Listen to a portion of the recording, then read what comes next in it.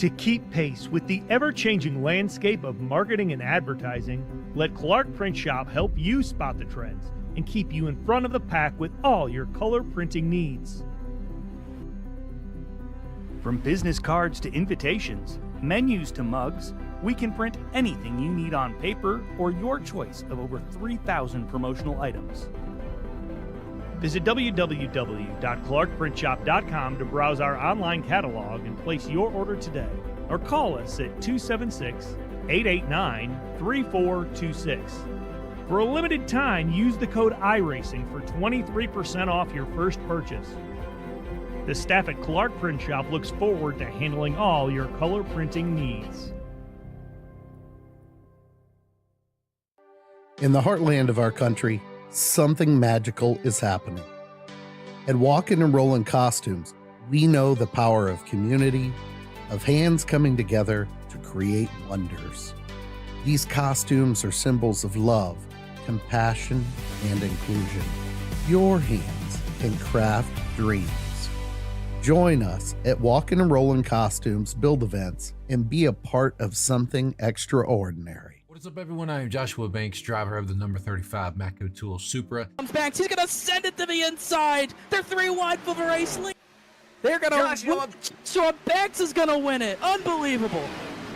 And also co-owner of M&J Distributors for the sponsor of Saturday Night Racing. So I just want to thank every single one of you for tuning into tonight's race. I hope you will put on a good show for you guys. I hope that you will enjoy it. So if you do, make sure you drop a thumbs up to VSPEED and subscribe to them, because they, as y'all know, if you haven't already, they put on some great broadcasts. So I'll make this short and sweet. The main reason for sponsoring Saturday Night Racing League is because I've been with these guys for a long time. I've raced with a lot of them. I've been through some rough times, some good times, and arguments and everything like that. But still, grand scheme of things, been through a lot of these guys, and I really do like where this league's going. I want to support it. They've given a lot to the league already, and I think, you know, I'm capable to support back. So that's what we're doing, and we want to keep this league free, you know, for people to join, to have a good time, come in and race and just have fun, you know, and that's what we're all about. So that's the main reason, and that's all I really have to say about it. So I hope you do enjoy the race, enjoy the season coming up. We are hopefully going to put on a great season for you guys. Also, make sure to check out my YouTube channel, Banksy the iRacer. Link will be in the description. Check out, and you can see my point of view,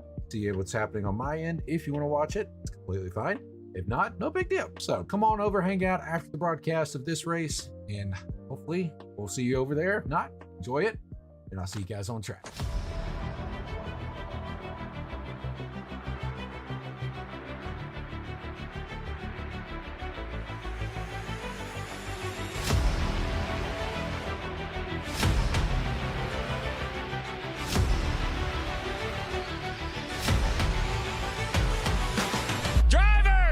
Start your engines!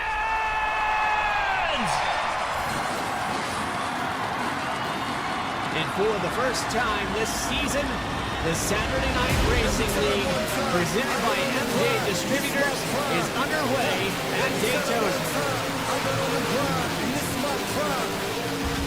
Sorry for the wait. Didn't think I'd come up, y'all just need a little faith. I've been patient, just waiting. It's killing this line because McWhorter can't complete the pass, and he's sideways off the corner, and he held on to it. Oh, Shadow gets turned into turn number 3. McWhorter, Klinger, all in the outside wall. Caution is out. We're going to get a late race restart. Joshua Banks coming out of turn number 4, win number 6 in Saturday Night Racing League, first of the season for the 35. He gets it done in Dover. The new winner this season, the 09 of Chad Klinger, off of turn 4. He will be victorious tonight at Phoenix. But the 73 of Joseph McWhorter is going to be your season 2 champion. Here he comes off of turns 3 and 4. It sounds like he saved enough fuel. Seth Hatchell, with an excellent strategy, is going to win here tonight at Kentucky Speedway. Banks takes him 3 wide down the backstretch for the lead. Look at this, 3 wide again. The top 3 still 3 wide for the lead. Banks on the inside, right in the middle, Kevin to the outside. I can't believe what I'm watching right now. Let me tell him one time, I've been on the grind, this is my prime. Let me tell him one time, I've been on the grind. The those belts tight. You're watching Saturday Night Racing League, only on VSPEED.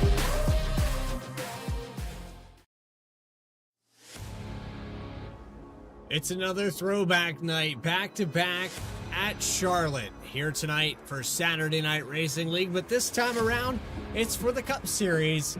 Presented here live on VSPEED. It's Saturday Night Racing League, presented by M&J Distributors.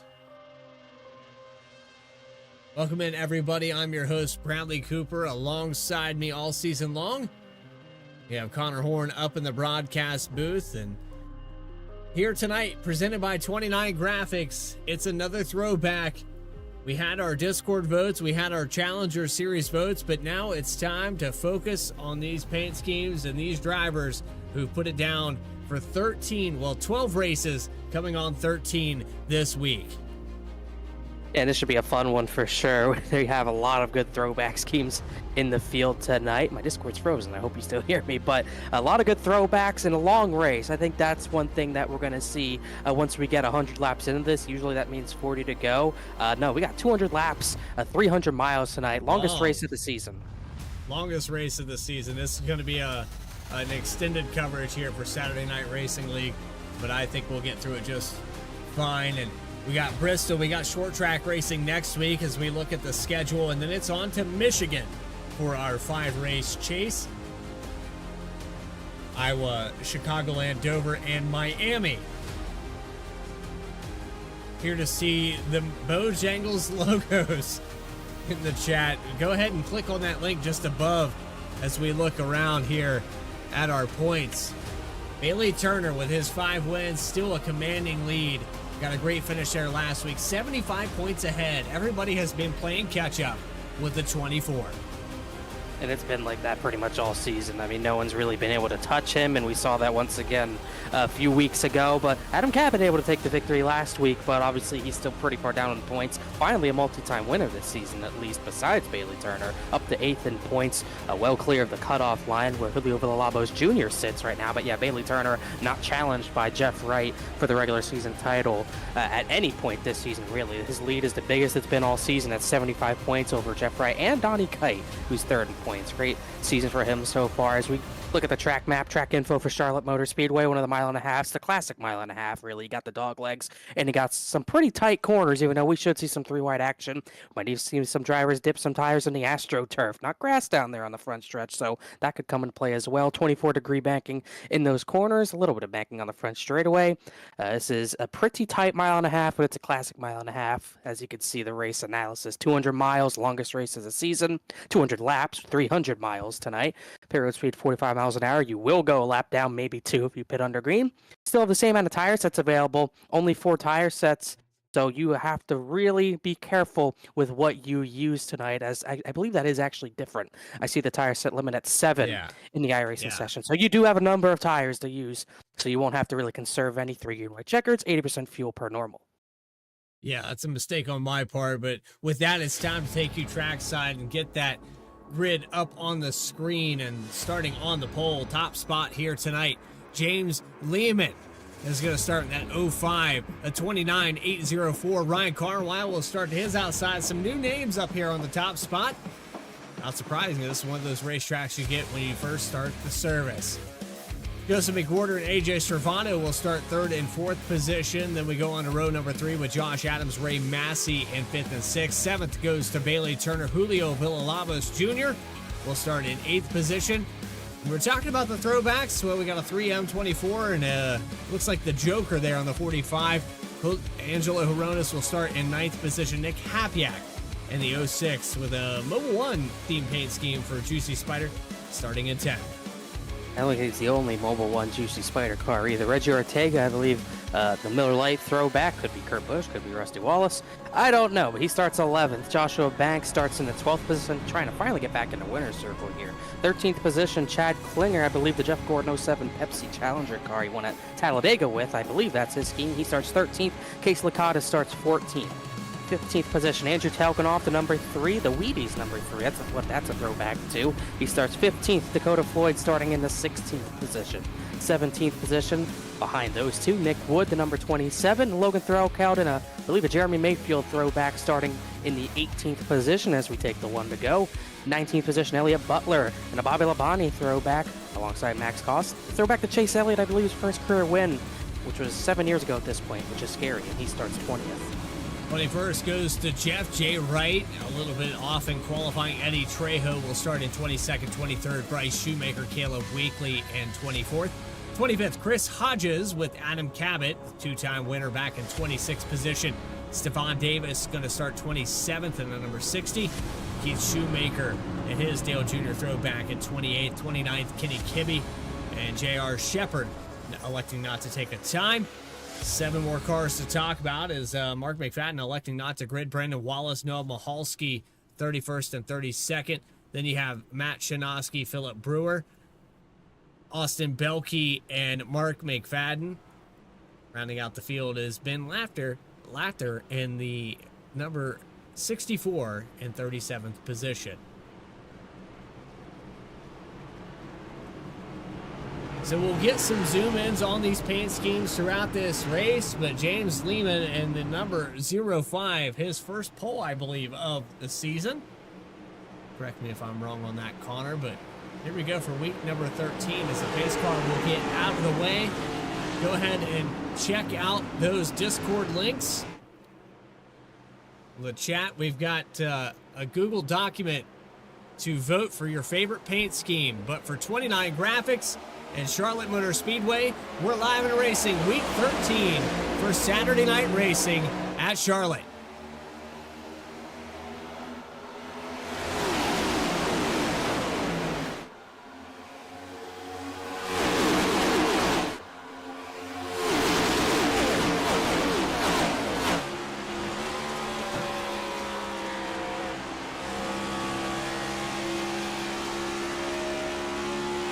Oh man, look out. That's Josh Adams got way loose and he had a huge moment over the AstroTurf, but he's still having a moment.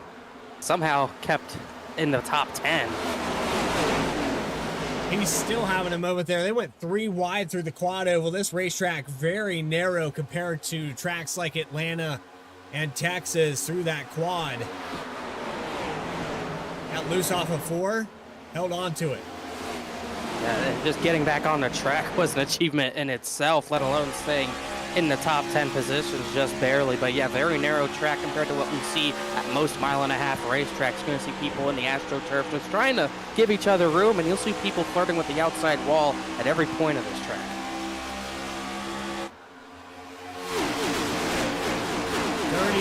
Strong, or 36 strong. James Lehman has lost the lead. 73 of Joseph McWhorter, and we've talked about his sophomore slump so far. That's the Red Camel Racing throwback to Dale Jarrett in the 88. There's 29 graphics putting on a lot of these paint schemes here in the Cup Series, and I think this is no different. Big crash in the back. Adam Cabot's in it. Belkey's in it.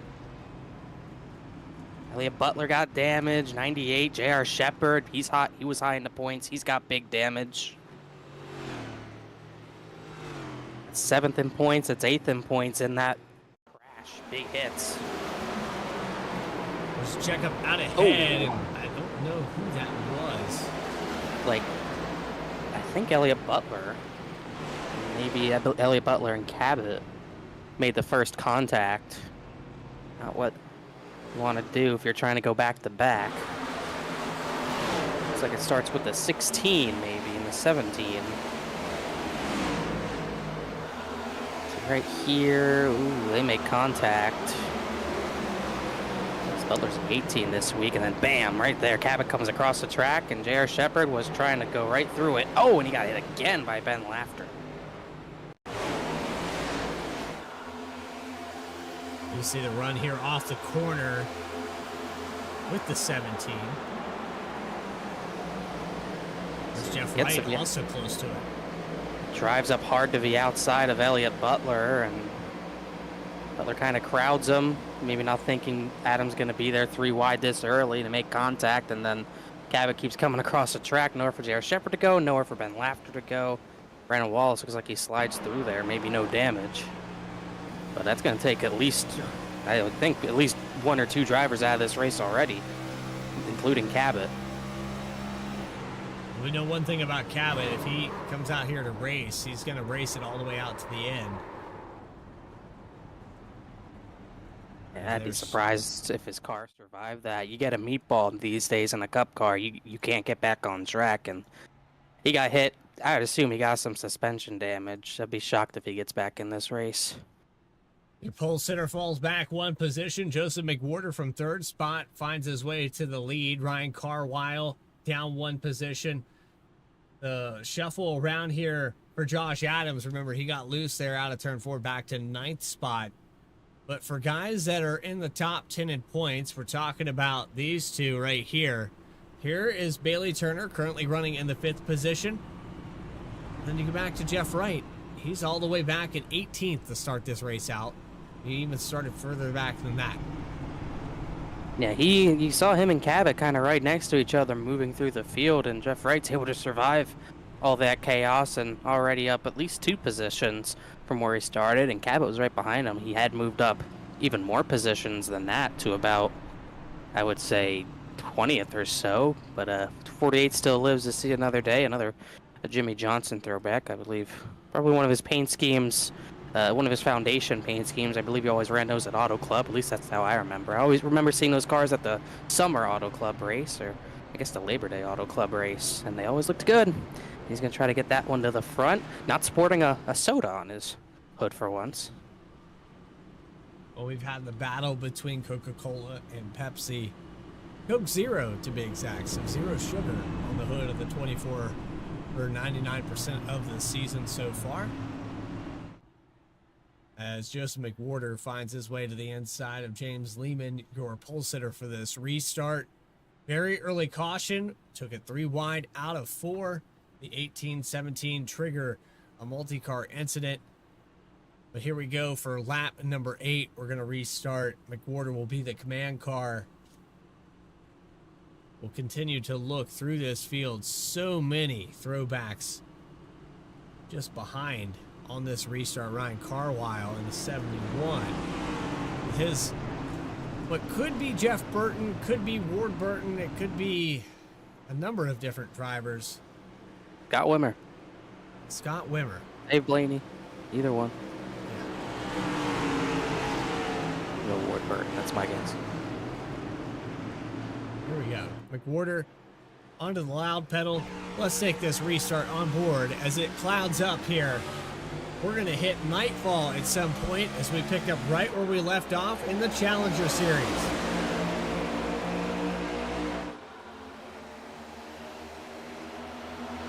A great restart here for the 05 and the 73, and there's 3 wide just in the background there through 1 and 2 to enter the corner.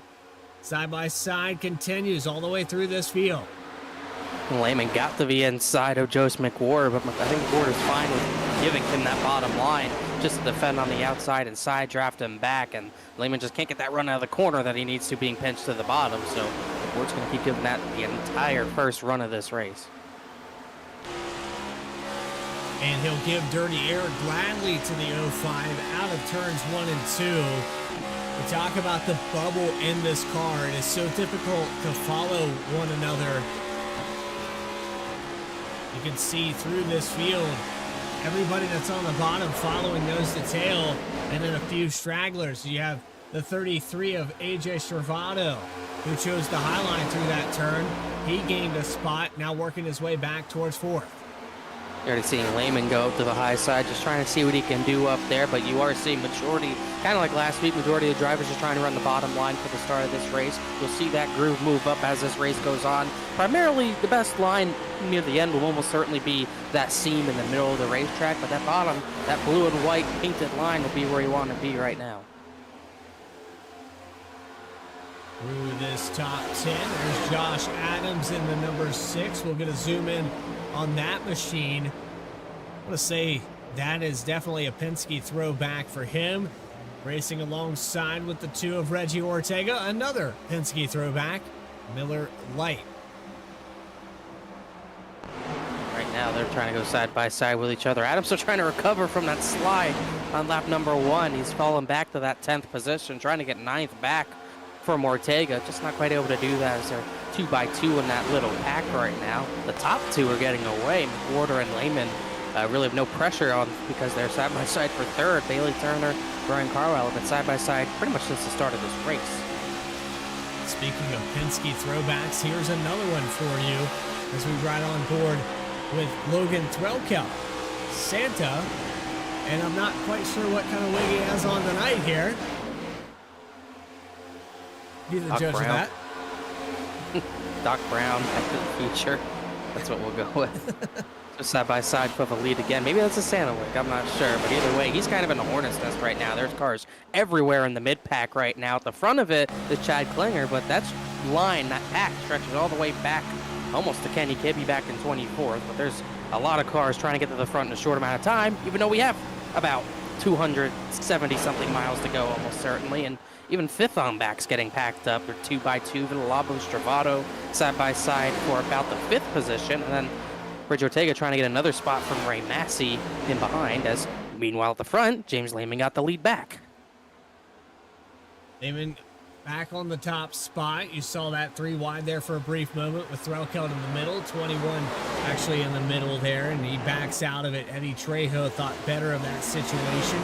And there's Bryce Shoemaker, who was winning there. We got an interview with him, had heavy contact with the 79 of Jordan Trask, sent him to the inside wall. 54 totaled for the night in the Challenger Series, but currently running in 14th spot. And there's another throwback for you. That'd be a Kyle Busch if I ever saw one. 2015 championship winning car. I don't really care about crispy M&Ms, but is an iconic paint scheme. His first title in his Cup Series career, and he's driven it up to the 14th position. He started back in 2013. He's moved up through the field pretty well within a short amount of time, with a small amount of caution laps as they're 3 wide a little further back. Joshua Banks getting by Eddie Trejo and Casey Cottis. He went through the middle to get those passes done, as he's also trying to move up, trying to follow the 48 to the front. Looking back behind him here, Casey Cottis is also following suit in the number 50 machine. But down 6 and 7 here from the 35 and the 50. Maybe a little bit of tire conservation for these drivers as we ride on board with the 35. Yeah, it looked like Joshua Banks came to pit road. Didn't see damage on that car when he brought down the pit road under caution, but he did pit, maybe getting some extra fuel in the car. We'll see what types of fuel strategies we get. I would think if it goes green from here, it's a 3-stop. You never know, but that's what we'll be expecting. But did take some extra fuel, and he's getting back to where he started, trying to at least. Got still a lot of work to do, a lot of time to make up, but a lot of time to do it. Well, I want to shout out there that it is tied with 5 responses in the chat. Caleb Weekly and Keith Shoemaker currently tied for 2 votes each. They have probably 30% of the votes each. So go ahead and cast your vote in the chat for your favorite paint scheme. If you have a driver you want to take a look at, we will try to get that up on the screen as we jump back up front. Nick Hapiak in the 06, struggling a little bit here, falls back to 10th. He was as high as 7th position there for a moment, but now has the 23 of Ray Massey trying to get the pass on the outside. Massey trying to stay in front of that 06. Massey lost a spot to Reggie Ortega, who's moved up into the 7th position since the latest restart after starting 11th. But you're already seeing so many drivers trying to hunt for the paint line, just trying to run the bottom of the racetrack. You can move up on the top side, but it just seems like no one's really wanting to go that far up there unless it's just stacked up that much. You got Bryce Shoemaker running the way high line, but really no one else venturing out there as he hit the wall just a little bit. But I am surprised to see this many people running the paint line. I thought it'd be a little bit too congested. You'd see more people just trying to get clean air on the top side, but not really the case. Ortega trying to pinch people down, use that middle line to get to the front, but everyone else being very patient. The 09 and Chad Klinger also got a brush with the wall there out of turn 2. I think we'll see these cars throw up some dust off those sacred barriers time and time again here tonight as the 2 of Ortega continues to run on the right-hand side of the 33. This is for the 6th spot. Ortega will clear going into 3. Oh, and he went way hard into turn number 3. Got to the inside of Villalobos. I don't think the 45 was really expecting that, but got to the inside, got to the bottom of the racetrack. Now Villalobos is in a bad spot. You got Josh Adams shoving him into turn number 1. This is tandem racing. That's a throwback in itself, the tandem racing. That's 13 years old at this point, but that's kind of what it looked like. Oh, into the wall. That was a big hit for Happyack that time. No damage done, but you hit it enough times, you're eventually going to damage the fenders, but getting away with it for now. That move up there to the outside, I think the 33 kind of moved up the racetrack, threw the 06 off on his line. That dirty air again playing a factor on the exit of those corners. You think you have enough of a cushion? And you can see with Happyack probably not very happy with the 33 after that move. These walls come up in a hurry. It's just a very tight exit to the corner at both ends of the racetrack, especially turn 4. I mean, you almost can't even see the wall jutting out on the exit of turn number 4. You're going to see more people hit that, I think, later in this race. But right now, the trouble spot's turn number 2. Riding on board with Chad Klinger. We're going to zoom in on this machine. Chad Klinger in the 09, a Jeff Gordon style throwback. Pepsi Exalta, probably right at the tail end of Jeff Gordon's career. I believe he ran that car.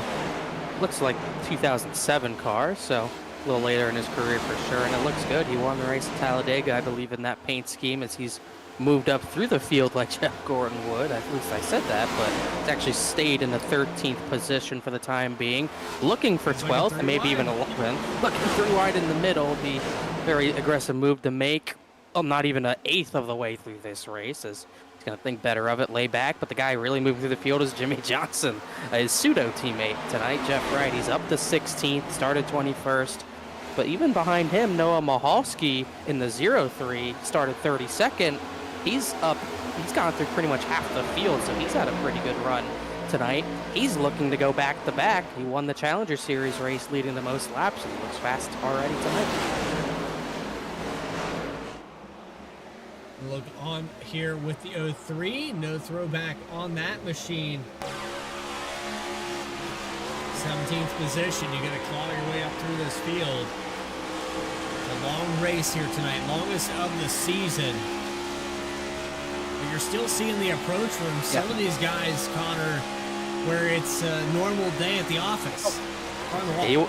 Yeah, that was a Shoemaker in the wall. You wouldn't know it's a longer race. I mean, everyone's still racing really hard in the mid-pack right now. Talganoff got to the inside of Shoemaker, almost 3 wide. Jeff Wright kind of giving him room to make that move, but very aggressive racing at this point, even still. I think if we get that first pit stop under our belt, we can get a little cleaner, get a little spread out, but I don't know if we're getting there at this rate. Here's our first bit of AstroTurf being used. Jeff Wright getting the left sides down there to make 3 wide work. Joshua Banks, an elevator move to get to the inside of it. Mahalski did not appreciate getting chopped like that. Moved the 35 up the racetrack. Shoemaker in the wall, and there's still 3 wide. And contact down the backstretch with the 3 of Talganoff and the 54 of Shoemaker. What a trio that is. You got Jimmy Johnson, you got Dale Earnhardt, you got Kyle Busch.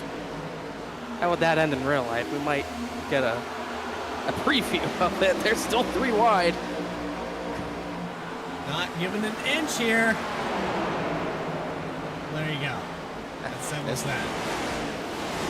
Finally might settle this. Talganoff just taking the air away, taking the position away from the 54. That was tight action, at least for the time being. They've sorted it out. The Jeff Wright trying to hunt for more positions, looking for 13th on Angelo Horonis. Meanwhile, oh man, the 12 of Threlkeld really backing up there. Didn't even notice he was up to 11th. A strong start to the night, but he had a really bad run out of turn number 4 in that Jeremy Mayfield throwback, as he might be starting to fade. The tires should be starting to wear at this point. I was going to note that the lead still hasn't changed again. Lehman still leads McWhorter with a healthy gap to 3rd place Ryan Carlisle. That gap is a touch smaller. Yeah, it's down to 2/10 here on lap number 30. James Lehman trying to pull away or maintain at the very least, and we're looking at under 2/10 as they go into turns 1 and 2. Trying different lines here. Down to the bottom here for the 05. Middle and late apex for the 73. Look back here as the 12 continues to fall through this field. Rokel maybe use up the tires to start that run. I wouldn't be surprised. It just seemed like he's starting to really struggle trying to get the car pointed center exit, and it's really costing him down these straightaways. Jeff Wright, I think at that time he got all 4 tires in that Astro Turf, and Rokel's trying to give him room. He put Bryce Shoemaker in the wall a little bit. He's in a bad spot right now. As saw some smoke up ahead. I think we had someone slide at the front. I think it might have been Nick Hapiak, but didn't lose too much track position from it clearly. But someone was definitely sliding the tires in the top 10. But you can go ahead and argue with that guy in the chat there.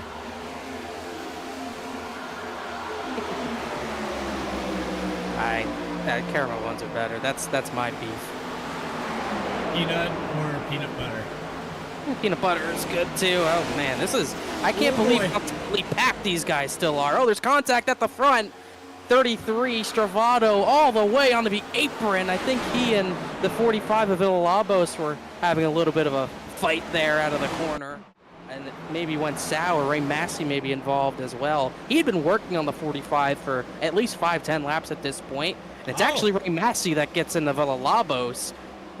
Oh man, right there. He was lucky not to wreck that thing, because they're still not done live. 33 and 45 just made maybe a touch more contact, so I don't think Stravato knew that he got help from the 23 there and repaid the favor in the turn 1.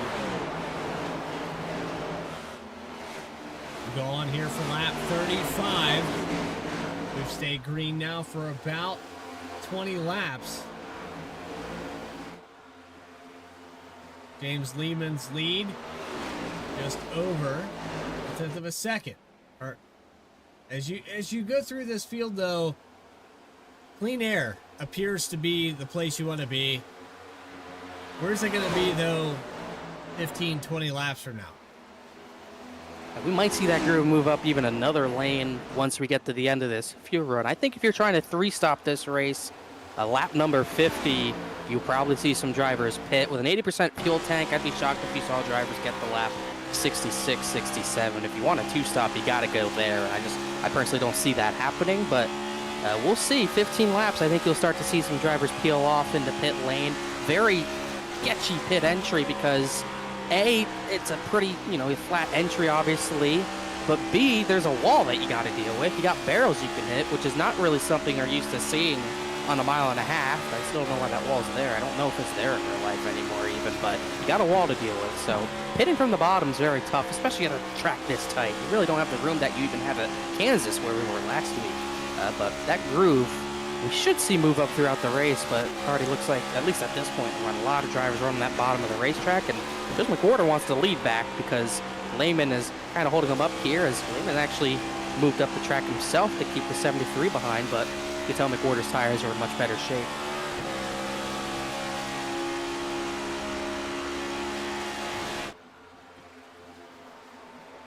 Lehman is holding on to the lead right now. They have pulled out for the rest of this field.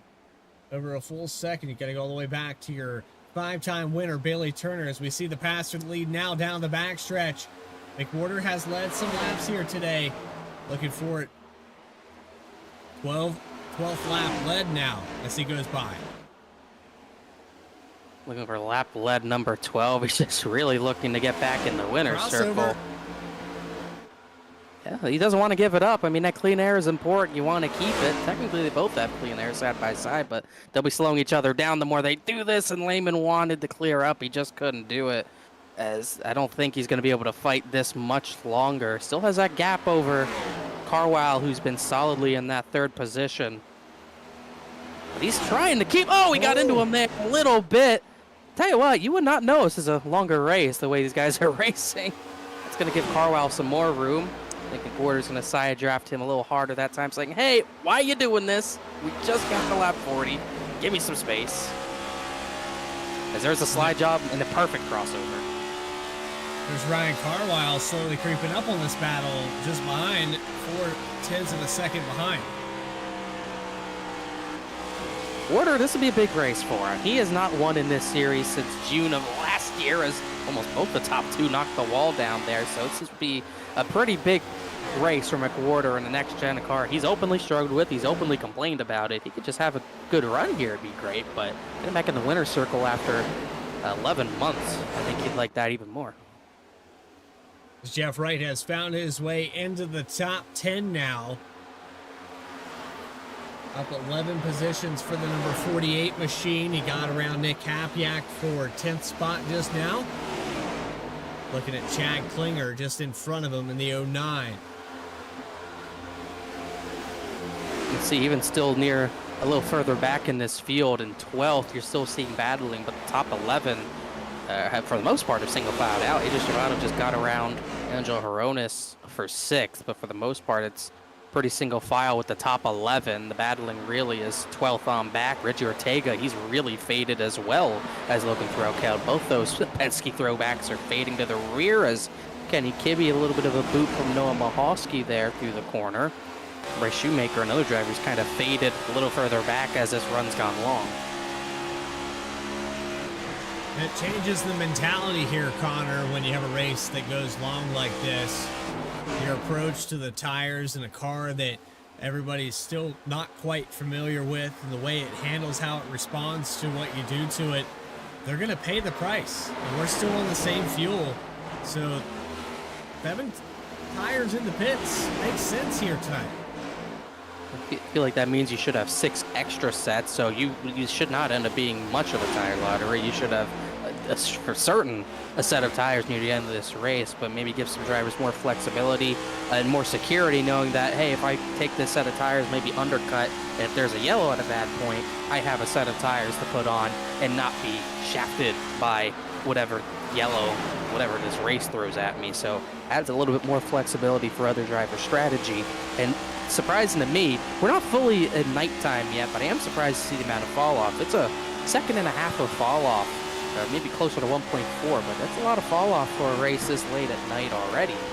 I think that'll get only a little bit better, I should say. It should, that gap should get a little smaller, but still more fall off than I thought we'd see.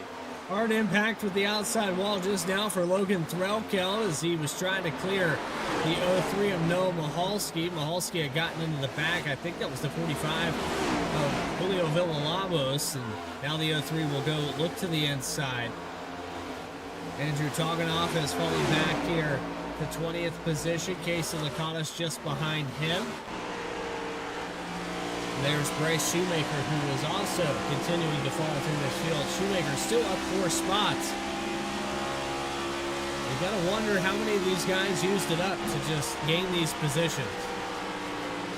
Wouldn't be too bad if he used them up at this point. I still don't think we should be seeing people go much longer on a set of tires than what we're seeing right now, but I am a little surprised to see some drivers not getting through the field. I thought Bailey Turner might be a little better long run. He hasn't really challenged Ryan Carwile for the 3rd position. Carwile's actually challenging Lehman for 2nd, which is maybe bringing Bailey Turner closer because Lehman's kind of losing his grip on the track right now. It's letting Joseph McWhorter pull away. So we're starting to see gaps in this field. Those top 10 have really pulled away. Then you have, a little contact. Joshua Banks just hit the wall pretty hard. I believe Nick Hapiak was blinking, and maybe some netcode put the 35 in the wall. Looks like the 3 of Telganoff pit. That was unrelated. That could have been a lot worse. See right here, a lot of space between the cars. He blinks out, and boom. Puts him up the track. Well, I've heard about Hapiak's internet, so I'm not surprised there for that blink.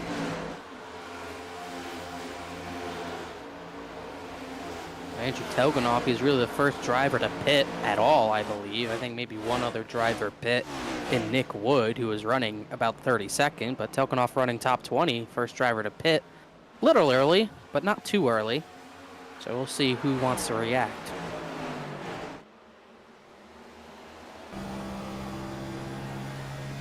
Still your leader here from the number 73, Joseph McWhorter.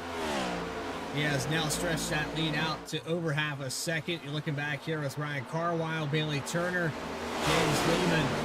AJ Stravano also peeks to the inside. This is for the 4th spot. I think out of people who save their tires, the 33 tires are the best right now. Even the 29's pretty fast, but I think Stravato, even with the slide he had, to bring into account the slide he had out of turn 2, his tires might be the best right now. As Josh Adams last time by brought it to pit road, as he's going to go a lap and a half down. That's how much time you lose here. But that 33 looks strong. I'd look for him to be a threat to win this race if he could just get the track position, have a good pit cycle. But this is a good sign for Joseph McWhorter right now, as he hit the wall pretty hard that time, but composite bodies will help him out. This is a good sign. If Joseph McWhorter can break out of draft range while Lehman and Carwell battle for second, that would be really huge for him. Just to get out of draft could really open up this race for him. Another pit stop here, so definitely the cycle starting. Chad Klinger's going to pit for ninth. Chad Klinger, Bryce Shoemaker, and the 60 of Stephen Davis all bring it down pit road. It's a log jam for second right now. I just wonder who behind this battle is going to blink, because Lehman will not give Ryan Carwell the spot, and it's costing them 10th per lap to the 73, who's just cruising. Yep, here goes Hronis and Jeff Wright. They see what's happening. They decide to pit.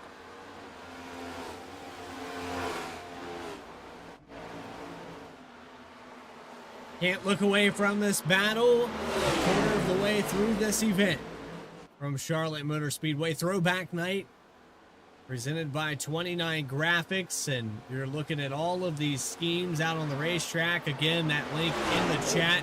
If you want to vote for your favorite driver's paint scheme, you get up to 3 votes in the chat. As the 05 is trying to find his way to pit road. He lost a ton of ground just now, and he hits the wall. Oh, he hit the end of that wall. That did pretty big damage to the left front.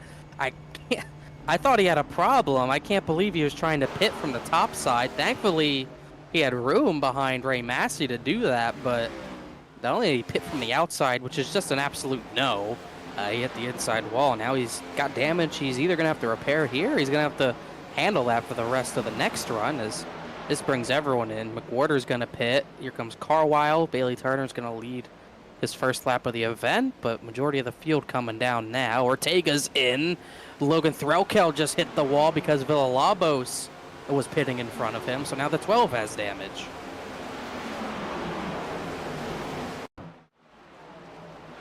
Oh, we got a spin. James Lehman just spun onto the track on pit exit, and the caution's going to come out because of it.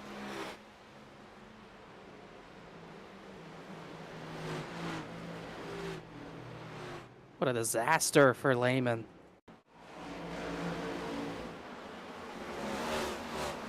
Almost man. got Jeff Wright. How did Jeff Wright avoid him? Oh my gosh, that could have been a lot worse.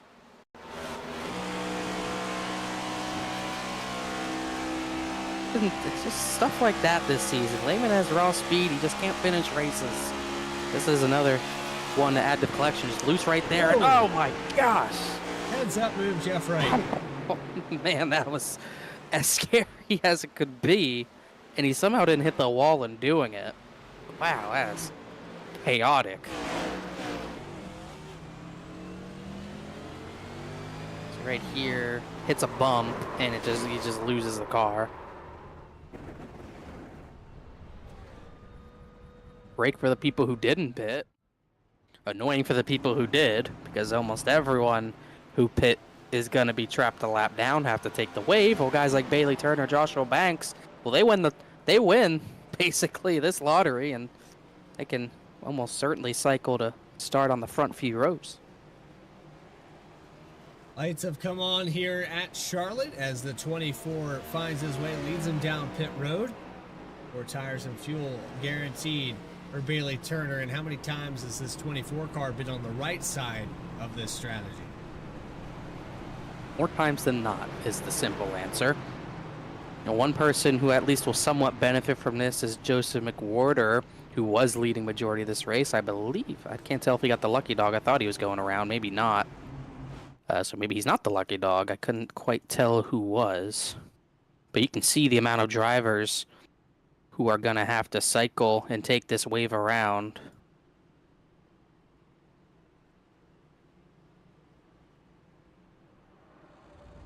Well, we got more racing left to be done here for Saturday Night Racing League in the Cup Series presented by M&J Distributors.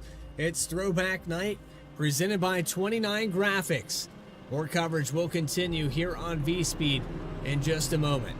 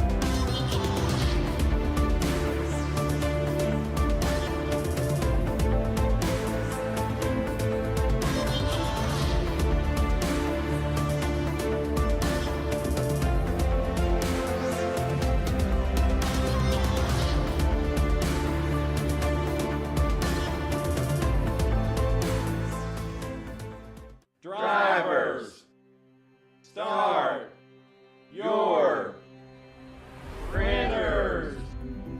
To keep pace with the ever-changing landscape of marketing and advertising, let Clark Print Shop help you spot the trends and keep you in front of the pack with all your color printing needs. From business cards to invitations, menus to mugs, we can print anything you need on paper or your choice of over 3,000 promotional items. Visit www.clarkprintshop.com to browse our online catalog and place your order today, or call us at 276-889-3426. For a limited time, use the code iRacing for 23% off your first purchase. The staff at Clark Print Shop looks forward to handling all your color printing needs. In the heartland of our country, something magical is happening. At Walkin' and Rollin' Costumes, we know the power of community, of hands coming together to create wonders. These costumes are symbols of love, compassion, and inclusion. Your hands can craft dreams.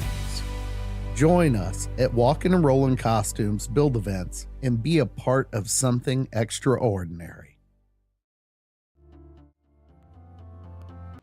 Back here live from Charlotte Motor Speedway, Connor Horn, Bradley Cooper in the VSPEED booth. And as we set up here for another restart, 2 cautions so far with 7 lead changes. Joseph McWhorter will be the command car for this restart. But Connor, you were talking about that, where that caution fell. It was during that green flag pit cycle. We still got 33 cars on this racetrack, and James Lehman trying to get some of that damage repaired. We've got a few others that got caught off guard. 33 gonna restart back here in the 17th position. Just got his lap back. There's quite a few drivers that got caught a lap down. A lot of drivers who had to take the wave, people who had to get manually waved around because of McWhorter being on the lead lap while the yellow flew, and he ended up passing the pace car, and it really made it confusing. We're going to go back green. McWhorter and Carwile actually benefit from this to start on the front row. So McWhorter continues to lead. Bailey Turner looking to get second, as everyone's confused on what happened, but at least it's sorted out enough. We got most people waved around, 31 drivers lead lap. We're back under green. Everyone's still running besides Ben Laughter, Adam Cabot, J.R. Shepard, and James Lehman as well. Everyone else still running. So a few black flags that they're going to clear here because of that confusion. Some drivers that were told to just take the wave around without actually experiencing that. James Lehman is now 5 laps down. A car that, like you said, had raw speed here tonight. Started on the pole. Doesn't look like he's going to get the finish that he feels he deserves. And he won't be able to fight for the lead. Maybe Bailey Turner will be able to fight for the lead short run instead of the 0-5. We saw the 73 kind of give that lead up short run, ended up getting it back on the long run and pulling away from the entire field. Might be a different challenge with the 24 in second. But one thing I think he'll also be happy about is how AJ Shavado got put on the backfield from all this, having to start taking the wave around. Already up to 13th, but a lot of time left to get up to the front. He's actually just passed Matt Shinosky. He's in a Dale Earnhardt Jr. throwback, I believe. He's up to 14th after starting 33rd, so that cycled out well for him. You said Dale Earnhardt Jr., but I'm going to throw you for a loop on this one. Not Carrier. Could be any of them. Why don't you go even further back? Further back, is it just Earnhardt? I can't imagine it's just Earnhardt. No, it's not Ralph.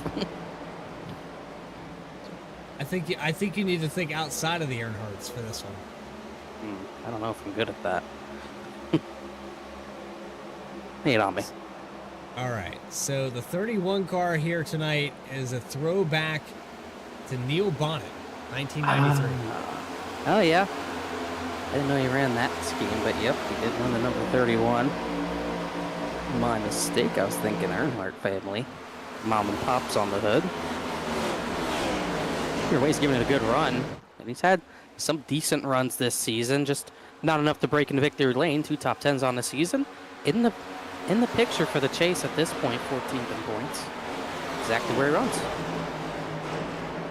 A Massey to the outside. Trying to make a pass on Noah Mahalski. Does not complete that. Jeff Wright just in front of him here. Talking about a little bit older tires for Jeff Wright compared to some of these guys behind him. Battle for the leads, though. Joseph McWhorter has a miracle of Bailey Turner. 1 and 2, McWhorter, I think, surprised Turner by taking his higher line away. Lakatos almost got second away from the 24, but there's already some aero games being played at the front right now. The sun's setting, the track's getting cooler, so you're going to see a lot more tight racing, even more than what we saw in the first part of this race, as Turner has a big run with the draft into turn number 1. He's going to get the bottom. McWhorter gives it to him, but watch this run he gets off of turn number 2. But Turner got an even better run through the center, but you can see that run off the corner, get the 73 back in front. Turner going to elect to stay to that inside, though, through 3 and 4. He'll get back to the door. Off the exit of the corner, here comes Ryan Carwile for the 2nd position, and Casey Lakatos in the 50. Just like a lot of other 1.5 miles, if you try to make that pass on the bottom and it doesn't work, you're going to have 3 or 4 cars lining to your outside trying to take advantage and get the spot from you. Carwell's going to take advantage, get 2nd. Guy's going to try to get 3rd. And then you got Happy Act, you got Joshua Banks, you got a number of drivers lined up to put Bailey Turner back to the rear of this train. The guy is cruising up through this field is Joshua Banks on the edge of the top 5 here. He is not, as we have 3 wide now. Oh, they're almost 4 wide. I thought Banks was going 4 wide. I think Carwell had a moment out of 4. It checked up Lakatos, so Turner gets at least one of those spots back. He slides up right in front of Happyak. He hit the wall hard in doing so. I don't think Happyak liked that, but he gets the 3rd position back with a very aggressive move. Meeting on these composite bodies. We're not even at halfway through this race. I think we're a 1/3 of the way through this thing. And it's still going to go side by side for the top 5. Turner running that middle line, got his right sides on that seam, just trying to find any sort of grip to get a run to get the 71 back for the runner-up spot. But Carwile's got the 73 right on his bumper. Right in his sights, I should say. Happy Act blinked again. Got to be careful. Joshua Banks has seen that before, but looks like it worked out that time. But you can tell with how cool this track is getting, McWhorter just can't pull away from any of these guys, and it's making it very tough at the front of the field. It looks kind of like Atlanta would. Here's a look at a throwback. This is the throwback to a first paint scheme for Nocturnal Sim Racing. It's one of the very first paints that the 14 car ever ran on the iRacing service. He rides here in the 8th position, Kenny Kibbe. We've talked about him. Last week it was kind of an asterisk. We talked about his qualifying or lack thereof. And, you know, it worked for him the first time he qualified. Looks like it's working for him decently this week as well. I'm just kidding. 21 positions gained here. I don't think it worked that well last week, but this week, I mean, typical. I mean, we see it every time. He doesn't put a time down. He's able to keep the nose clean and get to the front. He's going to get 7th away, or yeah, that's going to be 7th away from Joshua Banks. Just in front of him, he's actually got Philip Brewer on the outside looking for a top 5. Brewer started even further back. He started 34th, and he's into the top 5.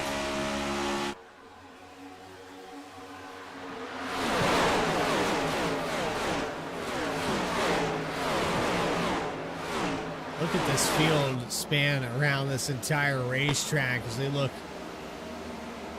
from first all the way back to 33rd, just now coming out of turn 4 in the leaders as we have a battle for the lead. 71 at Carlisle for the first time today. He's going to contest the 73 at McWhorter. Or just trying to keep clean air and not have to battle for the lead again, but like we said, he just cannot pull away, so everyone who gets a good, decent run off the corner is going to be able to draft right up to the rear bumper, look to the inside, maybe side drop that left rear quarter panel a little bit. He's having to block both lanes like it is Atlanta right now. And primarily block that top side so no one can get your right rear. That's when you're in trouble if someone gets the right rear quarter panel. He's just protecting that right now as Licata's dove hard to the inside through the middle of 1 and 2. Got a really good run off the corner to look for the race lead. Look at the run Philip Brewer has on both of them. He's going to shove the 73 into the corner. And they're looking 3 wide there. They will go 3 wide with the 14, 24, and 35 in the middle for Bailey Turner contact. They'll hold on to it. Kimmy on the high line. Into 1. And Banks is going to be the loser on this one as Licatas, I thought he was going to get clear of McWhorter out of 4. He just couldn't quite do it. Now he's going to be getting freight trained by the top side. Turner goes to the bottom, just trying to get in front of Joshua Banks as he got by 35 with that 3 wide move. Philip Brewer, just what a drive. I do not know where he restarted off the top of my head. Looking at it, he restarted in about the 8th position. He's driven up almost into the race lead out of nowhere in that 44. As you're already seeing separation from the guys who were able to take fresh tires and the drivers who weren't able to take fresh tires. The top 13 all in a pack all the way back to Elliott Butler. And then you see Josh Adams at the back, or I should say at the front of, I guess you could call it the second pack. There's Josh Adams running in the 14th position in the number 6. Jeff Wright and 15th just behind him. Jeff Wright looking to make a pass through the quad oval. He will get to the inside through 1 and 2. And a quick work there for the 48 machine. Back here with Dakota Floyd. 29 Angela Heronis side by side, just ahead of them. There's Logan Threlkeld and Chad Klinger. Klinger, one of the earlier drivers to pit, did not work out for him. Another driver who had to take the wave, and he's just steadily trying to battle back through this field. I mean, all these drivers who took waves are at least a 10th behind the drivers at the front. So still struggling as, Threlkeld got booted up the track by the 09 there. I don't think Threlkeld's gonna like that. I don't think he made contact, but he had to swerve out of contact right there. So Klinger aggressively getting that position away.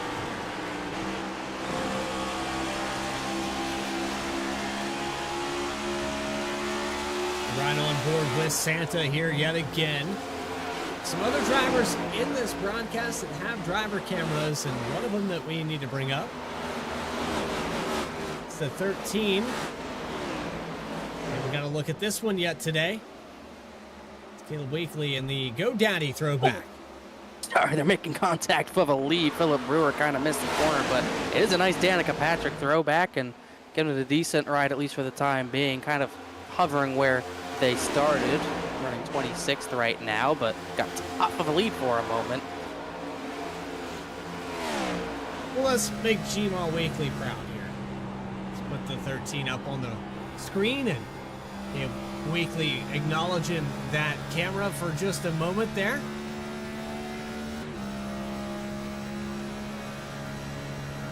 Looks like some sound panels in that back wall as well. Maybe some just block. Just a block, yes, just one. They are 3 wide, meanwhile, for the 3rd position. Looks like Philip Brewer's stuff is wearing out a little bit. And they're going to stay 3 wide off the corner. Banks all the way on the bottom, just giving just enough room for it to make that work. Banks is once again going to lose out on that battle as the 24 just trying to dive and get by Philip Brewer. I saw the movie made on Kenny Gibby a few laps back into turn number 1. He just kind of dove and made a slide job move into turn number 1. That time he slid up out of turn number 4 just to clear the 44. Same thing he did out of turn 2 a few laps ago. So Turner back up the 3rd.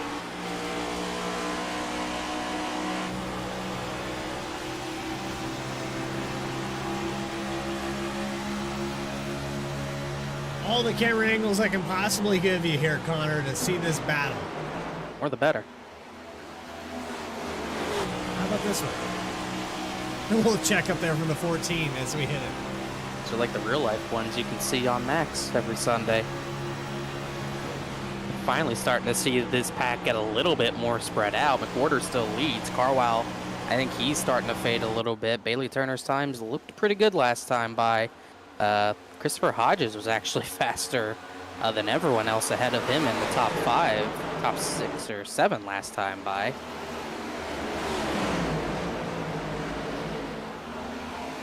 You know who's really been fighting and clawing his way to stay in this top 10, though, is Nick Hapiak in the 06. He started here. He's had some blinking issues, but he has been fighting tooth and nail to stay around these guys. I think we're kind of falling out because of maybe he's not the fastest car in this top 10, but he's definitely the scrappiest. He has been fighting hard. Him and Philip Brewer this run, they've been fighting really hard to stay up near the front. Case Lakatos, where he was running at the front, he's fallen back hard, back to 11th position, but these two are still fighting hard with Joshua Banks, fighting with some series champions in the top 6 or 8 right now. And Kenny Kibbe continues to impress me as well. With what he's done, 24 positions gained. The only driver that has a bigger gain in this situation is Philip Brewer, but they're 3 wide here. They're off of 3 and 4. This is another situation for the 35. He is not afraid to take it to the bottom. But it hasn't been working as they're still hitting on his outside. Every time he goes through right to the bottom, he loses out. But this time, I think he's going to slide up in front of. He hits the apron a little bit there, uses that blue and white paint line to get some grip around the corner. That time, it finally works. And this is the furthest up he's been all race, up into that 4th position.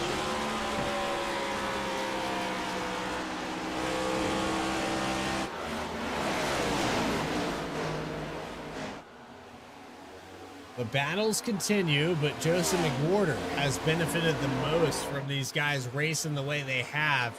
He maintained, he fought the drivers that contested the lead. You had Ryan Carwile, you had the 50 of Lakatos, believe it or not, who's back here in, as we just had a car hit the wall. I think that was the 14 of Kibbe that just got into it, as you'll see AJ Stravada go by. With Lakatos back here in 12th position in a battle with Elliott Butler. Max Koss, Josh Adams, all of these guys from 10th on back fighting amongst themselves. Kibbe got passed by Stravado. Stravado slid up right in front of him. So that battle done for the time being. But these guys, like we said, mainly the guys who waved around, plus a few are just falling off. I mean, the COD is much slower than the drivers around him right now. Battling for the lead, back to outside, almost outside the top 15. He's fallen back to the clutches of Elliott Butler, Dakota Floyd, Koss, Klinger's back there, Noah Mahalski in that 18th position. Really, really struggling with the tires. And he's still probably got at least 10 laps left before he can make another stop. There's Dakota Floyd. Wouldn't count that as a throwback unless you played Gran Turismo. Can you tell me what car had that ski? I could not tell you. It was a Honda NSX that rocked that on Gran Turismo 2, I believe. And I didn't have Gran Turismo, unfortunately. I was Forza. I played Forza. That was my thing, so I probably never saw that paint scheme. It's not. It's a throwback to last my week. age. Thanks. That's. I mean, not that much. Turismo's not that much older. I just didn't play it. I had a PlayStation 2. I just didn't have the game. Bailey Turner running in 4th position. Make me feel old here every single week. This is not a Jeff Gordon throwback. I do not believe. Yeah, I think it's a Chase Elliott throwback. Maybe his rookie season. Definitely one of his earlier schemes, because 3M, I believe, left pretty early in his 24 car days at Magic Motorsports after moving over to that 9 car. But yeah, one thing I'm noticing, I don't think his long run pace is as good this run right now. You saw Joshua Banks got by him for third pretty easily. He's checked out. 24, driving pretty hard to get clean air. Doesn't seem like it worked out. I think a driver just lost connection there. It was Logan Threlkel. Definitely lost him. Could not quite see if anything happened. That looked like just a crash of some sort. Connection issues for the 12 car. He's back for a moment. That quality's at like 30, but I do see him blinking. He's on pit road, so he clearly knows there's an issue happening. So he's going to have to go laps down, and running pretty decently at the beginning of the race. He's going to have to try to fight back, but there's a lot of laps and a lot of time doing that as he's now left the session officially. So for at least for the time being, got another driver into the garage area.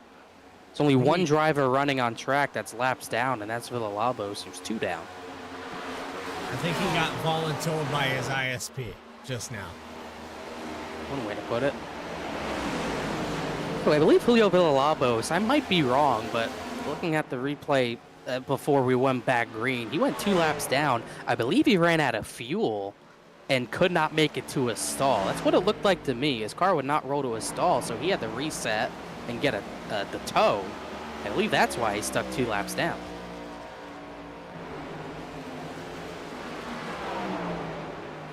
Let's see if I can find this for everybody. Lovato getting by Turner for 4th. Yeah, that 24 just does not have the long run pace we're accustomed to seeing right now. Yeah, cannot locate that. Yeah, just really weird. It was under caution. He just rolled to a stop before getting to a stall. So he needs to hope for a yellow soon before we get more green flag stops, because he would be the lucky dog right now. But we're seeing the front of this field get spread out even more right now. The top 3 are effectively gone. We'll see if Travado can join them, because he has good long run pace. We're still batting like heck in about 17th on back. There's Austin Belkey, Angelo Horonis, Ray Massey. Side by side here outside the top 15. Just approaching that halfway mark. Now 41 laps on the stint.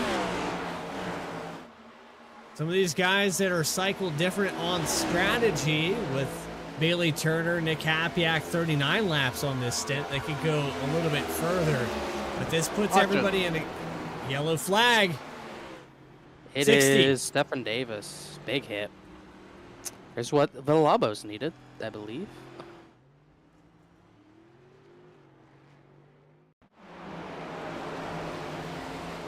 You can tell they were back. This was about 27th position.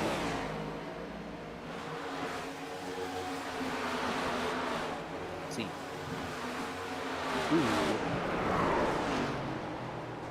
That was on the straightaway. We've seen that a few times, unfortunately. 60, 88 come together. Nowhere for Brandon Wallace to go in that, but they just made contact on the straightaway.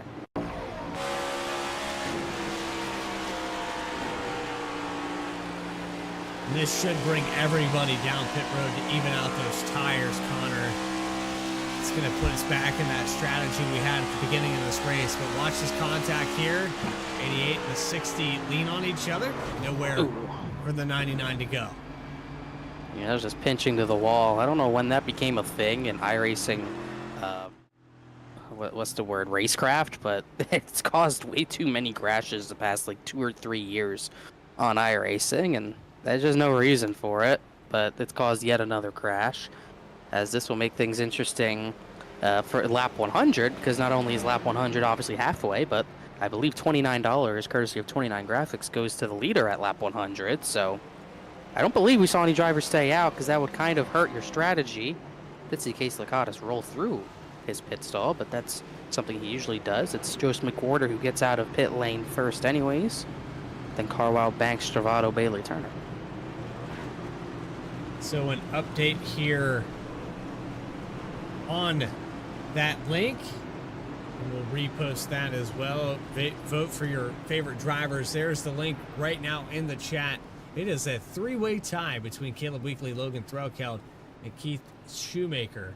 Shoemaker won the chat the last time. This one, it's going to be dictated by finishing order unless we have a definitive amount of votes. By the way, Lucky Dog did not go to Julio Villalobos Jr. because Nick Wood had literally just pit. So Nick Wood stole Lucky Dog, so Villalobos going to have to wave by to get one of his 2 laps back as Lakatos pits, relinquishes the lead back to McWhorter, who has pretty much a one-lap shootout to determine who gets $29 here.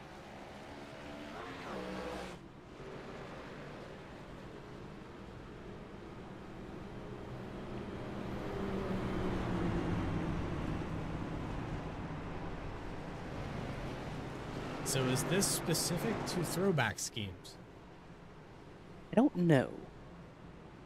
I know I heard it pre-race that I believe lap 100 get $29. They've done it at the super speedways for lap 29, but tonight might as well do it lap 100. Do you remember the last time the 73 car had money up for grabs?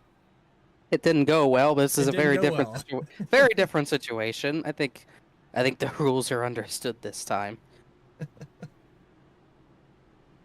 And we'll at least go green before that lap 100, so we do have 1 green flag lap. Maybe Carwell can take it from him, but it's going to be tough to do without the perfect restart. But this should, besides getting across halfway here, should put everyone in a one-stop scenario where, whether it's under green or under yellow, if we get to lap 150, that's pretty much around where you're going to want to take your final stop.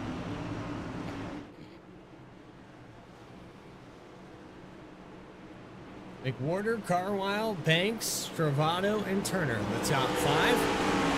Who's going to lead lap 100? $29 up for grabs. You know these guys are hungry for it. It's mainly for bragging rights at this point. And anyone snag it away. Green flag back underway. Here's lap 100 for 29 Graphics, the sponsor of tonight's throwback event. Everyone single files out. Here comes Joshua Banks. He's going to try his chance. He got a pretty good restart there. Timed it well. I just don't think he has enough to get to the inside of McWhorter. Maybe a charge to the outside here. Oh, he tried this part tight. He tried. Well, there you go.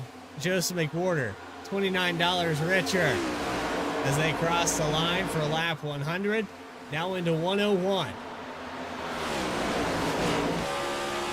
I think Joshua Banks, he wanted to throttle it up and get to his right rear. He just didn't have the grip to do it. And now you see him stuck on the outside. This is one of those drivers that's ran the inside line 3 wide several times here tonight.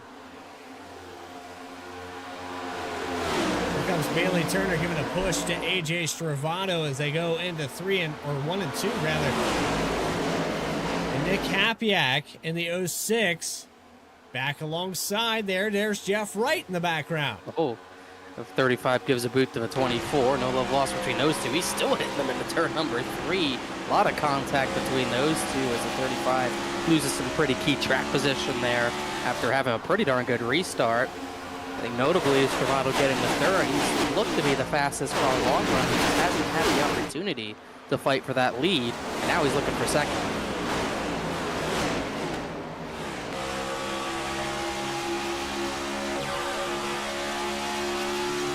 Turner's giving him a lot of help while doing it.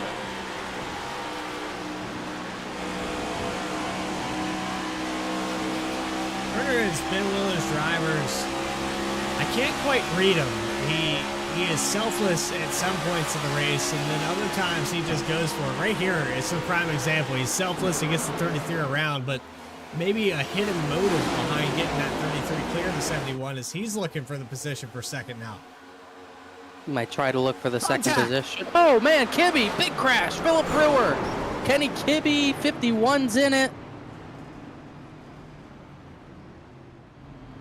Kenny Kibbe goes around. One other car in it. I couldn't quite see who it was. Maybe Eddie Trejo.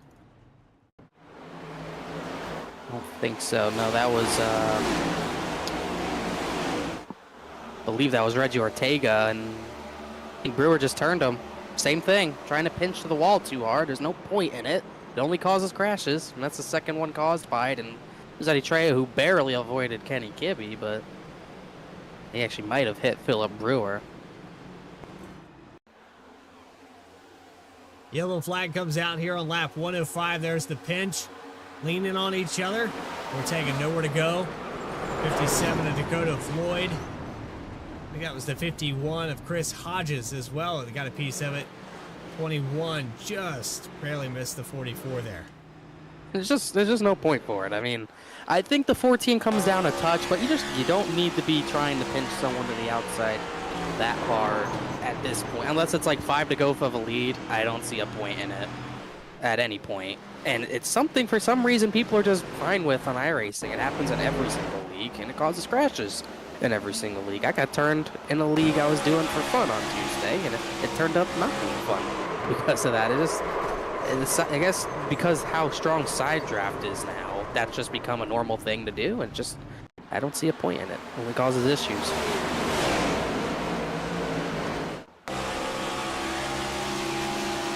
There was nowhere for Ortega to go. Josh Adams did a good job keeping his car straight at least. Pretty big hits. Surprised we didn't see one go over the wall. There's no catch fence in turn 3, in case you forgot, but everyone stayed on track. So the 73 of McWhorter stays out. Half this field. Have a spin. Max Cost spun off pit exit. That's the second time I've seen someone spin on pit exit. Sorry to interrupt. Same bump.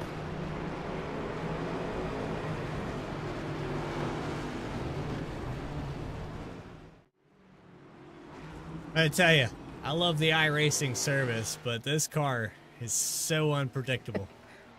Something about that diffuser, the suspension, that bump becomes chaotic. Any bump on any racetrack becomes chaotic. It's another product of that. So now we'll have to play a little bit of catch up for some of this field. But we're past the halfway mark as the lights will go out on the pace car. For those of you that have just joined in, there's the link in the chat. You can vote for your favorite throwback paint scheme. All the drivers eligible are in that link in the chat. You can vote for up to 3 drivers. Adam Bacon, throw the caution flag in the chat. Why don't you go ahead and take a vote as well? And yeah, Logan, I know, man. I saw it. Tough break. Just one of those things that is always beyond your control. I'm sure it's frustrating. And I will give credit to Logan Threlkeld, and Connor, you could probably back me up on this. The guy has either internet issues or he's a part of someone crashing him every single week. Yeah, he's not had a lot of luck, for sure. And even when he has shown speed in the races he has done, he has not gotten much to show for it. I believe really the only time he's gotten anything go his way was Talladega when he got a 5th place finish. Other than that, he's had one top 15 besides that at Kentucky, and other than that, it's 21st or worse. In the last 2 races, 35th and 37th. He just has not had much go his way at the 1.5 miles. Here we go at lap 107. I think this is a perfect opportunity to find those volume knobs. And Let's Get Loud, presented by FireStorm Racing.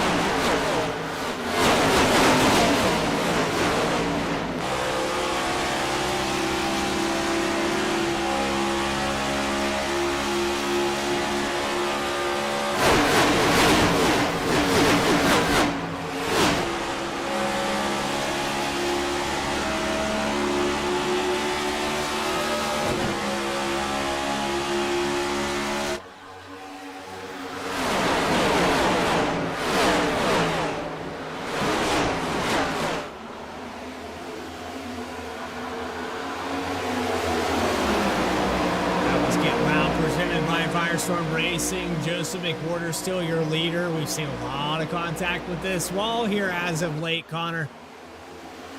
And we're not done seeing contact with that wall, I can guarantee you that. Everyone's flirting with it. The speeds are getting faster out of the corners, into the corners. McWhorter 189 into turn number 3, but Stravato in the draft was at 191, as really it feels like for the first time in a while we have a challenge for the lead.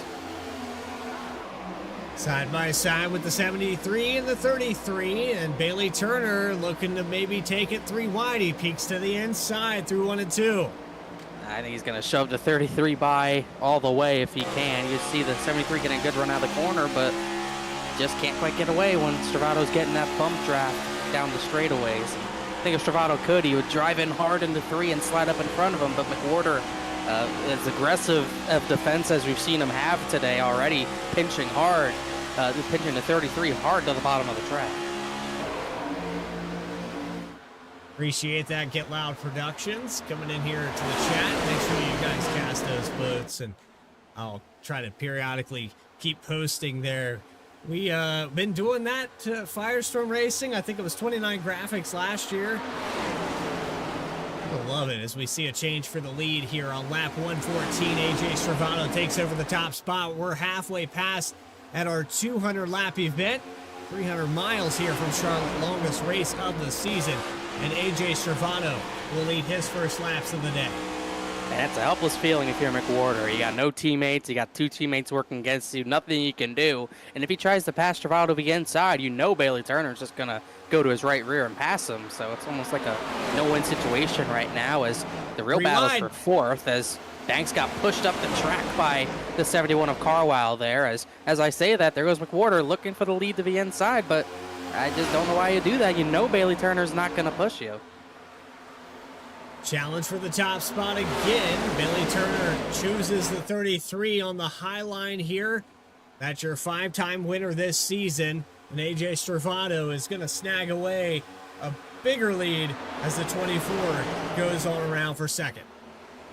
I think the fastest long run car is just taking the lead. So if he can do that on the short run, it's going to be an issue for everyone else trying to win this race. The draft looks like it has been very dominant, though, especially through that quad oval. 24 of Turner really sucked up to the back of the 33 car. You got side by side from 5th on back. There is the 6 of Josh Adams. There is Joshua Banks inside Ryan Carlisle for 4th position.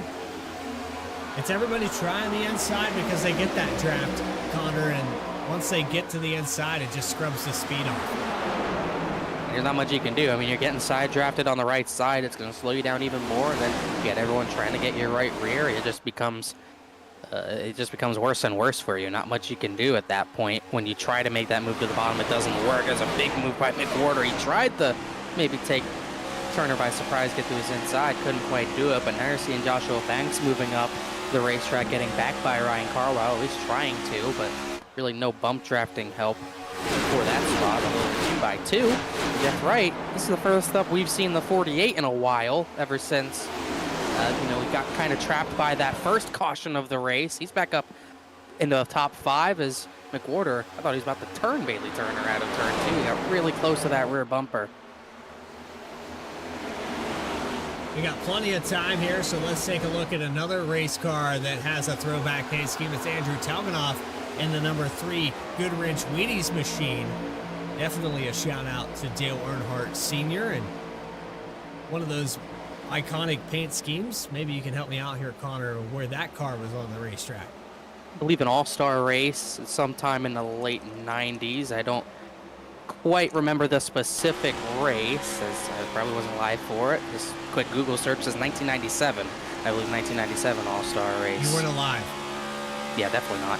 But I do remember seeing that car a lot just on trading paints and also on, hell, I think I ran that on Forza actually online. So very good paint scheme. One of those bright schemes that Earnhardt started running at the end of his career instead of the normal man in black that he usually was doing, as McWhorter, quite looking at what happened, but lost a lot of track position while I was looking. Back to 5th position now.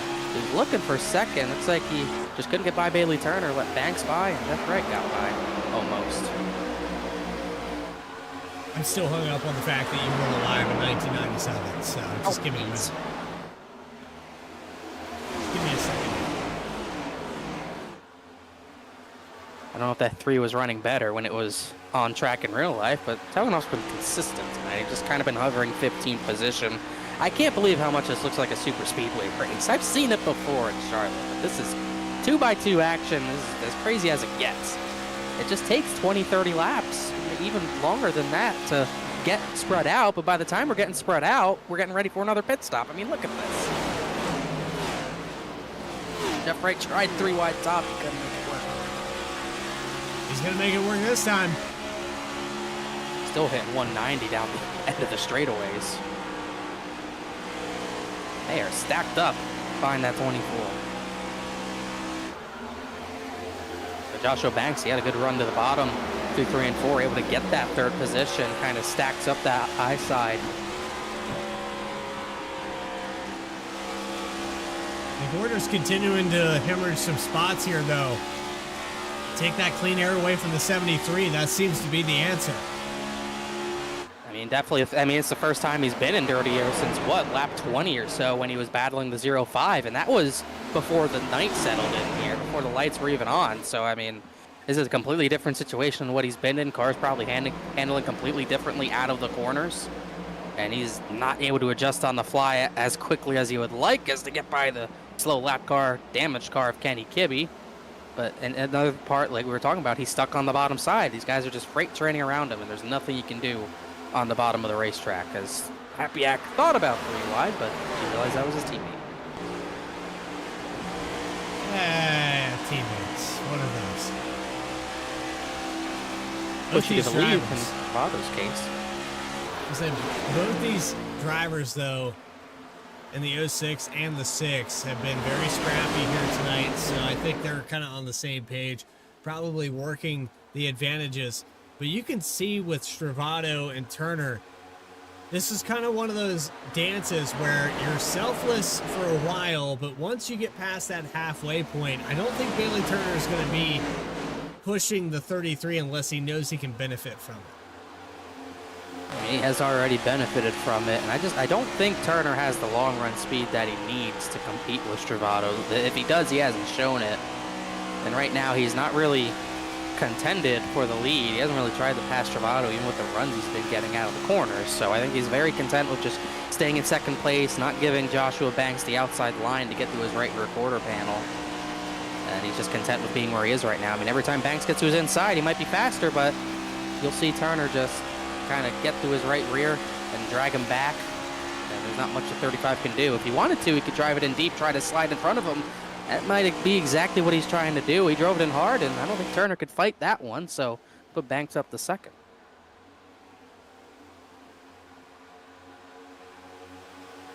A shout out to everybody that has been a part of this vote, and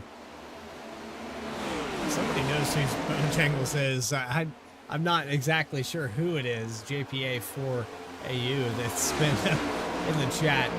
That's a shout out back to my Twitch days, so it's kind of nostalgic. That's a throwback in itself right there. It counts. We were throwing back here on B-Speed.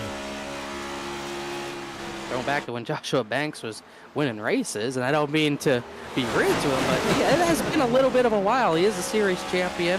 Yes, He's had some decent races. Remember, I think at Nashville, he had a pretty good shot at winning that race, but really, he has not ran as many races this season to really be in contention to make the chase, but it has been a while. It's been since the end of August last year, since he took victory at Dover.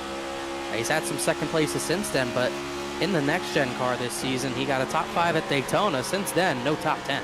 Been a struggle for him, almost as much as it had been for McWhorter as well. And this is definitely Banks' best run of the season besides Daytona already, is chasing down the 33 a little bit. Well, there it is on the bottom of your screen. We've had 3 different champions in 3 different seasons.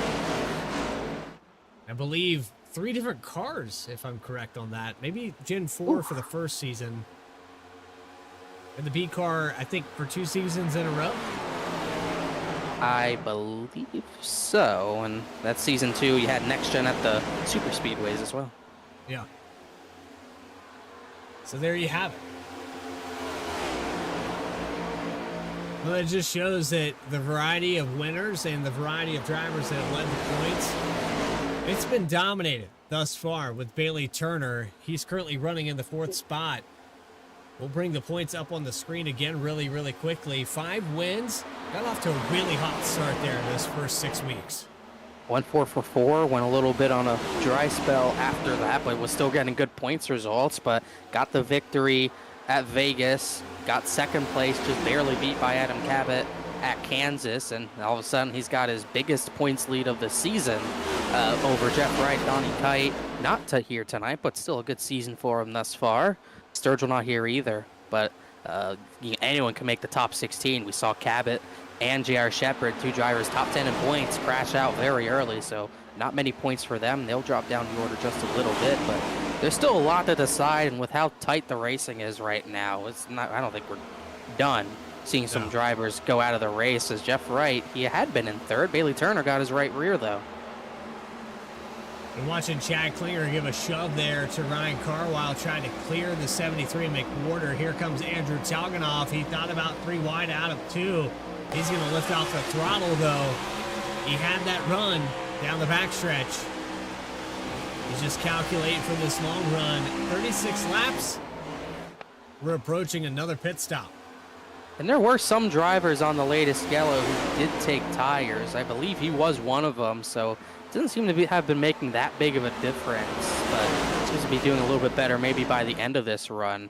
I know Lakatos, another driver, took tires. He has not really moved, but that 3 car late in the run, he's using those tires. 10-lap difference here for Andrew Talganoff over the rest of this top 10. As he clears the 71 of Ryan Carwile. He'll move to the outside. What a move. He wasn't wasting any time getting to the higher line. He was not. I think he sees McWhorter trying to get that spot away from him. I think you're starting to see Bailey Turner also fade here, just like he was on the previous run on tires. I mean, you see, uses the paint line. You know, Carwile maybe gets a little arrow tight, and then he hears clear up. He says, say less. Just moves right up in front of him. Pretty aggressive, but how important it is to protect that right rear quarter panel. It's just something you have to do. Is they're almost 3 wide for 9th position behind Noah Mahalski. That got tight. Ray Massey had to go to the AstroTurf to take evasive action himself. The premier battle right now is for 4th as Bailey Turner desperately trying to hang on to Joseph McWhorter's right rear, but that time he couldn't do it. Oh, he's in the wall. Oh, he's crashed. Your points leader down the backstretch. Caution is out. You could see that coming, too. I mean, McWhorter got in front of him. It took the air off the nose. He hit the wall, and Talganoff just could not really do anything.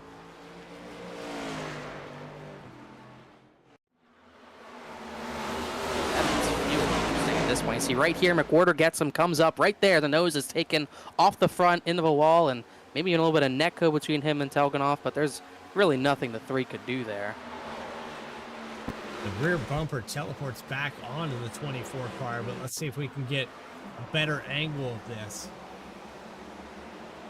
We'll ride on board with the 3 in just a moment, but here's off of the corner. That's a hit with the wall. I think the 24 bounces off. Oh yeah, he definitely bounces off it, there's no doubt. All that rear end damage, if he can't get that fully repaired, he's going to lose a lot of speed around this track, let alone downforce. Right there, he sees he's out of the groove too much, and 3, he doesn't expect him to be side by side with 24. There's not much he can do.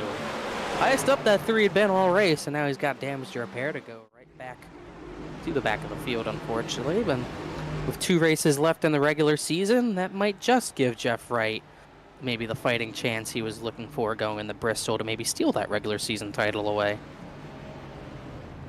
Wouldn't that be a shame, though? Would be pretty unbelievable, but Yeah. He's got a long climb. And if Turner can get that fully repaired, he can get back top 10, but that's a lot of damage. Here comes Jeff Wright out of pit road, and it looks like Maybe oh, that was close. See, the Banks gets second. I think he did. He got it. Just barely. This is going to be an interesting restart. This is going to be the coolest the track has been all season long. I mean, yes, technically that works, but all race long, it's going to be the coolest the track has been. This close as a race off a pit road you can get. I'm trying to find the best camera angle that I can here. I guess pit lane is probably the best one. We'll rewind it here and you'll see that line with the green cones. Estravado easily out the leader. Eesh, barely. Just barely could see a splitter over the line first.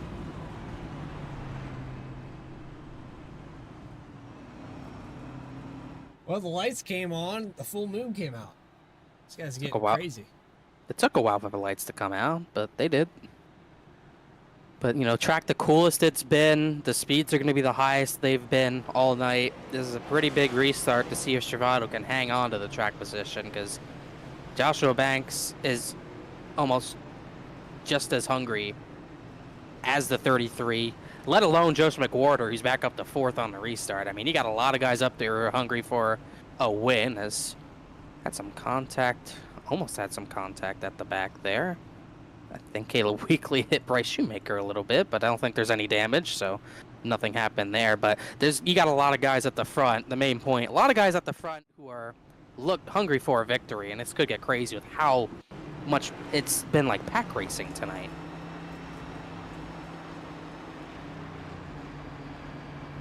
Green car hit green car, boom. Not the green M&M.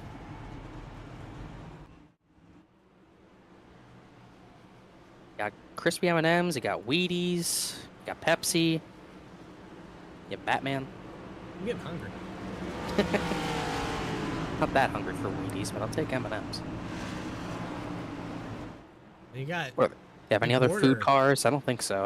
Oh no, we have Miller Lite too. I think that's up your alley. Yeah, I think we have McWhorter riding the bump with a 33 on this restart as well. He wants to go. Estravado took the top, so McWhorter's going to get the jump. Here we go for another restart. 60 to go at the line.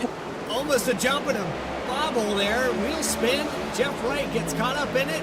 We're looking 3 wide through the grass. That really stacked up the back part of the field, but they stayed green. Jeff Wright immediately 3 wide. You would think it's a green-white checker, but we got so much time left. I'm shocked Banks didn't, I guess he didn't get a penalty from that, but he did jump it. I guess he braked in time that he didn't get a penalty or something, as McWhorter probably going to lose big. Jeff Wright, big winner in that, gets all the way to 2nd. Just now getting to that 5th gear as they come out of turn 4. Banks in 3rd. McWhorter falling back. I think he's starting to see that some of these guys might have been sandbagging a little bit. That and just stuck in dirty air while the track was still pretty hot. Now, dirty air, it's still going to matter, but maybe not as much as it did earlier. Track temp as low as it's been at 85 degrees, and the racing is as tight as it's going to get, I think, for the rest of the night. Estravado got away. That worked for him because he got the gap he needed. You know, Jeff Wright, though, heads up move. Can't believe he took it through the grass. I got to go back and watch that restart. That's the thing. There is no grass. Him and McWhorter made contact, but they kept it straight. Oh, we broke it. Oh, man, that was a lot earlier. Yeah. But it's AstroTurf, so you do have grip down there. But yeah, I mean, he saw an opportunity to get track position on a restart and took it. He's not rode on the 2nd. Banks has gotten it back. Now he might start to challenge Estravado for the lead. But yeah, very chaotic. And I think part of that was caused by, we saw how hard Joseph McWhorter was riding on his bumper. And I think that might have made Banks mistime that and restart there. Because I think McWhorter hits the 33 just a little bit. Watch it from our drone camera here.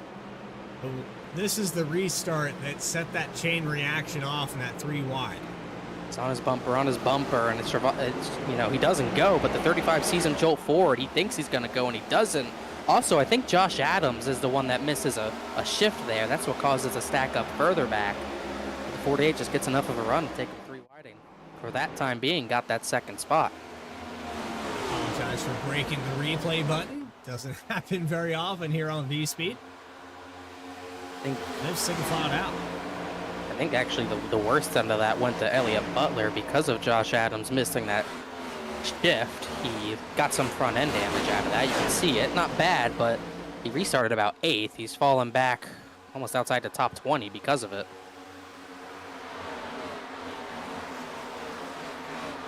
Drivers seem to just be getting acclimated to this longer distance.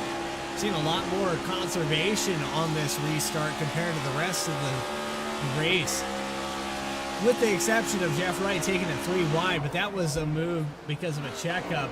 Even so, I think we're stacking back up here. I say they're getting conservative. I think they're just biding their time for these last 30 or so to go. And I think fuel might end up being close as well. We went green with about 60 to go, and I'm with 80% fuel in the car. I'm not sure you can make it to the end, so this might see some drivers try to stretch the fuel, but we're seeing a big battle for the lead as Banks goes into the AstroTurf to look to the inside.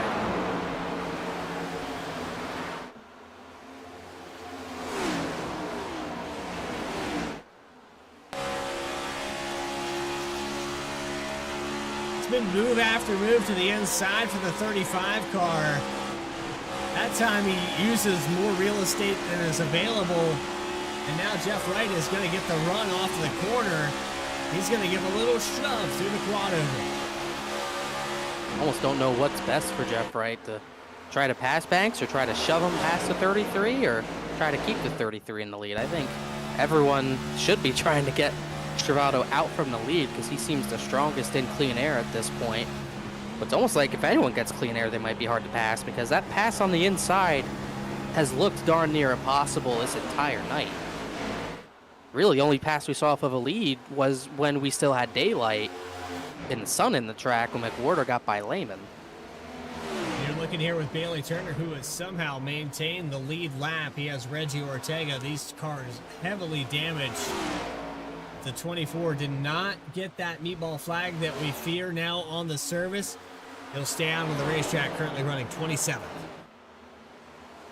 Just hoping for yellow to repair more damage. He's really hoping for yellow after yellow, but not happening so far. It's actually the most spread out we've seen it in a while as Stravato opened up that lead a little bit, maybe by half a tenth last time by, and a quarter faster than the 3 ahead of him last time by. But once again, it's tough to make that pass on the inside work as these top 4 have gotten away from the rest of the field.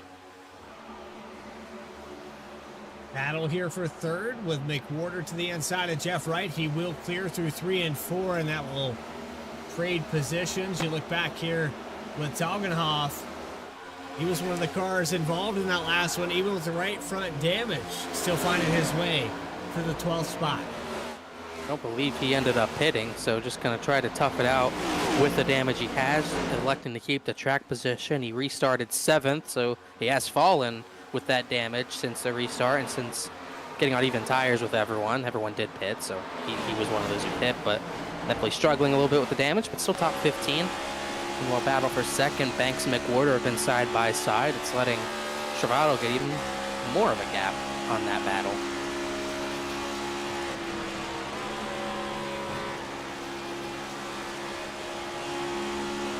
And again, a reminder that we do have a throwback event presented here by 29 Graphics. We've got all kinds of race cars. You can see there with Caleb Wakely in that throwback, Danica Patrick machine, the 3 of Taugenhoff, and that Dale Earnhardt throwback. Oh, Joshua Banks got turned by Joseph McWhorter out of 4. And he's still trying to save it. Oh, he's going to hit the wall again. Big hit. Will it be a yellow? No, that's going to stay green, and I don't think that one's going to go over that well. I saw Banks make a huge move to chop the nose of McWhorter right here. Not right here, must have been the lap after. But they had been battling for second as Banks just leaves the session with no word. I just don't think that's going to go over well. That gave Stravato an even bigger gap. I cannot believe that was not a yellow. It's another contender out of this race, but you'll see right here McWhorter hits the apron a little bit. And Joshua Banks is going to get this huge run down the back straightaway in turn number 2. Huge aggressive move to chop the nose of the 73 to get to the bottom, but he overdrives it, so he has no momentum out of the corner. McWhorter gets to run back to his bumper and just lays it into him, really. Didn't really give him a courtesy lift, just saying, all right, I gotta go, excuse me, and that's Joshua Banks out of this race. I wouldn't like seeing that in my rearview mirror if I'm AJ Stravado. It's kind of how Batman does justice, I guess. What do they call it? Vigilante. I need to see it. He could. I don't know if he's trying to get to his inside, but he doesn't get there. He just boots him. No doubt about it.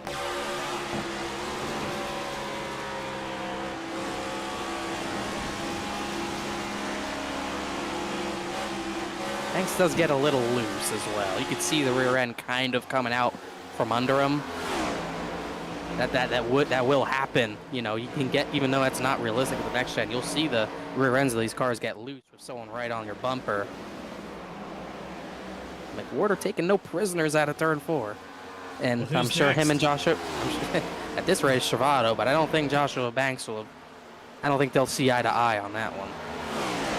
Well, just before McWhorter interrupted me there, I think he's trying to prevent people from going to that link in the chat. In the 73 car, as far as I know, is running a throwback paint scheme. So we're going to look at that really quickly.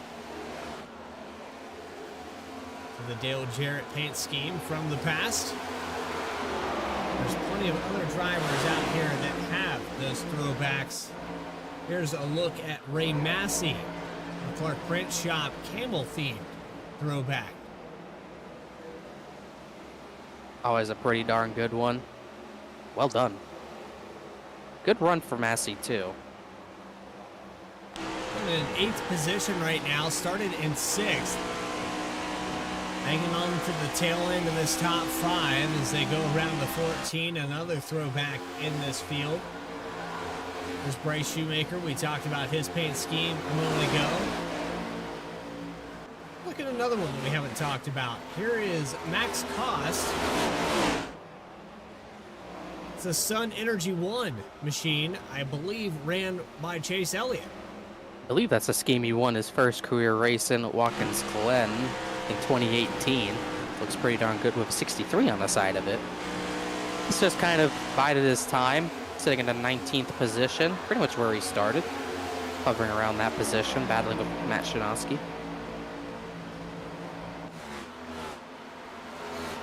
Shinosky, we talked about that paint scheme. Here's one from the 88.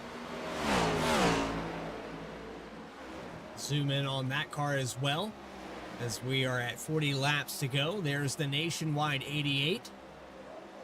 Again, that link in the chat. You can go vote for your favorite throwback paint scheme. There is a reward for those drivers from 29 Graphics and VSPEED volunteering as well, as we see a battle for the top position. VSPEED a part of the Challenger Series. Here we go again. Jeff Wright, he sees the opportunity to get McWhorter on the outside. He's just going to fill the hole on the top of the racetrack and just try to push Stravado clear and get himself by. Oh, Stravado up the track, but he did not run out of room, just barely. But right there, Jeff Wright's going to side draft McWhorter, and he's going to just try to take second position. These guys have been progressively learning this race car and how to handle. It goes against your instinct for the most part with how this car reacts to certain situations, especially when you're in dirty air. It seems like a revolving door. You catch the leader with draft, you try to get to his inside, you can't make the pass, the guy in third passes you. It just seems like a revolving door. Here comes Ryan Carwile. He's going to try to join in on it, and you know, when they keep doing that, it gives Stravado the gap he needs to kind of keep his tires on the car. And I'm sure for all 3 of those guys behind him right now, it's getting old. When I have to ask here, Ryan Carwile, how many races have we seen him up front? He's definitely been running up top 5, top 10 a lot of this season. When is he going to win a race? I'm still waiting. Bad fast here this season. Still looking for win number 2 in his career in this series. Tonight could be the night. He's had a lot of situations where he could have been the winner, but it's been I believe since last season in April. So April of 24. So it's been just over a year for him since his last victory in this series, and he's been in contention all night. Same thing as the 73. He's been up here the entire time. As Jeff Wright, big move. Stravato's on the wall. Stravato tried to block him up to the outside, and he ran out of room, and that's going to give Jeff Wright the spot. And he's dragging the right front. That car is damaged. Oh, I don't think Stravato's going to be happy, but I don't know if him and Jeff Wright made much contact. I think maybe a slight bump, but Stravato blocked a little bit too high. Those dog legs come up in a hurry, and I think you're right. That 33's got damage. I don't know if there was contact. I think Jeff Wright just pulled the bag of tricks out there. I have to back this up a little bit further. I don't think there was contact at all. We'll look here outside. You'd see him swerve right, and you don't have the room on the track to do that. I think that's just a mistake by Stravato, just losing track of where he is on the racetrack. It's a big deal in this race where it seemed like he's been in control. It's really close. Maybe netcode. If maybe if it's contact, it's slight, and you block. You put yourself at risk of doing that, so I don't know how mad he really can be, but definitely big contact, and I don't see cosmetic damage on the fenders, but he's struggling. You almost certainly, with a hit that hard, you almost certainly think steering's bent at that point, because he's fallen all the way back to the rear of this line in 9th. And I thought he had the best long run car, but once the night settled in, he just couldn't pull away, as the battle for the lead's still tight. Carwile trying to look for the lead. We were just talking about him. Now he's in a great spot. Don't count out McWhorter as well. As you look to the inside, McWhorter would definitely push this 71 on past. Touch on the apron there, but it's still enough for a run. Side by side going into turn 1. Carwile for the first time tonight. These guys might be good on fuel as well. We're pretty much halfway in the run. If you're going to pit now, you'd split it into 30-lap stints, so you would pretty much be pitting right now. I think I saw maybe Caleb Weekly pit. I'm not quite sure, but maybe one person pit, but no one else has come down. So might be tight on fuel, might not be, as Ryan Carwile to the front.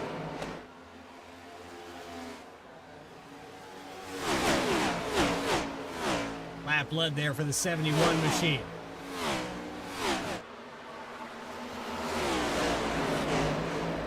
By side for a second. We keep looking at this top 10, but there's some stuff going on back here with Noah Mahalski down pit road. Elliott Butler moving up some positions. These drivers starting to get, I don't know, Connor, maybe they can't make it on fuel.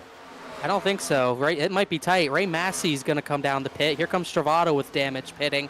And from my experience at this track, I think Bailey Turner would really wish that he was still in this pack, because I think 2 tires with this short of a run on tires, I think 2 tires gets you the race win. We'll have to see if anyone tries it. I haven't seen anyone do it yet. I think 2 Turner's tires. Just hoping to stay on the lead lap here. Yeah, he's not in contention. If he was, he'd be loving this. This would be a 2-tire strategy for sure. And yeah, definitely. If his only chance might be to make it on fuel, but I think 2 tires can win you this race, as Ryan Carwile looks to be pretty darn good right now. He's pulling away. Running on board with Bailey Turner, your points leader, and he is saving fuel,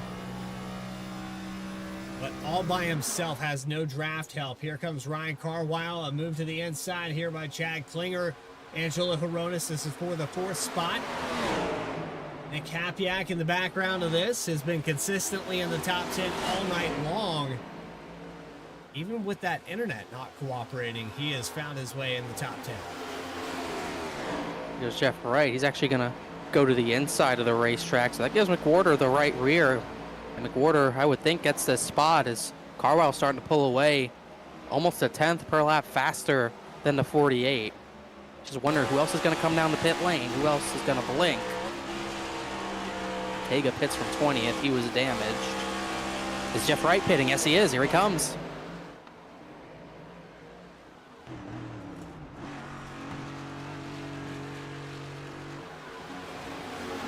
Well, that brought in that time a lot of drivers. Kalgenhoff, Right. Floyd. Shinosky. It's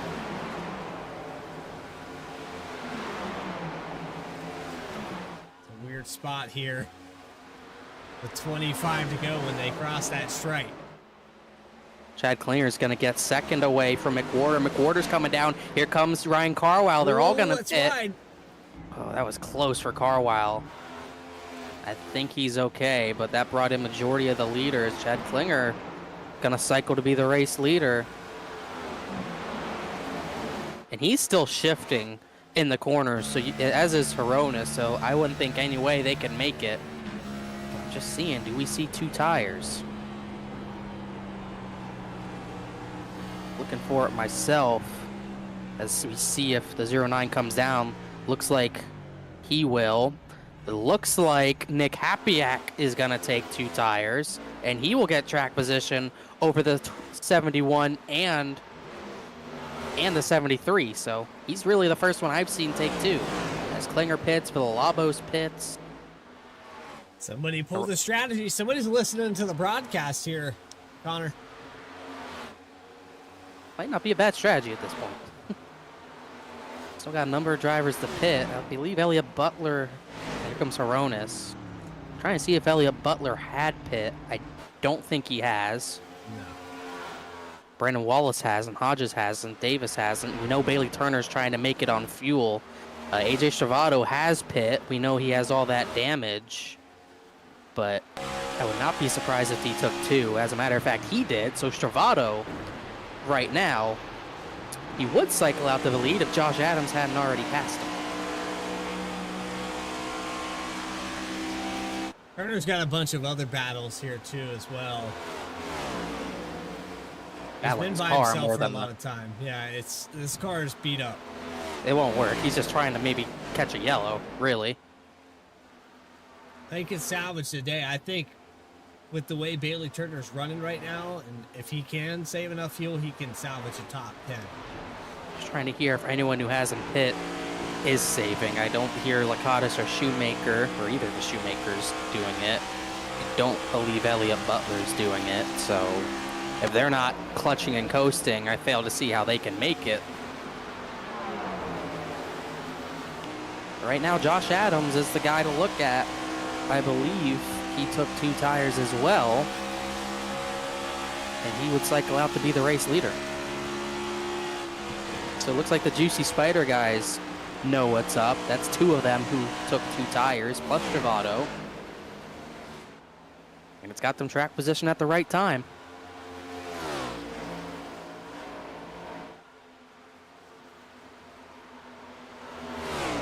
Laps to go when we cross that stripe. Josh Adams, the 06 of Hapiak as well. Gaining positions. Adams could put himself in victory lane. I believe Ray Massey furthest up any driver race who took 4. He pit a little earlier than everyone else, but he is on 4 tires. Lapping, trying to see what his time was compared to Adams. Josh Adams is still faster. But Jeff Wright, I believe, would be Josh Adams' biggest threat now.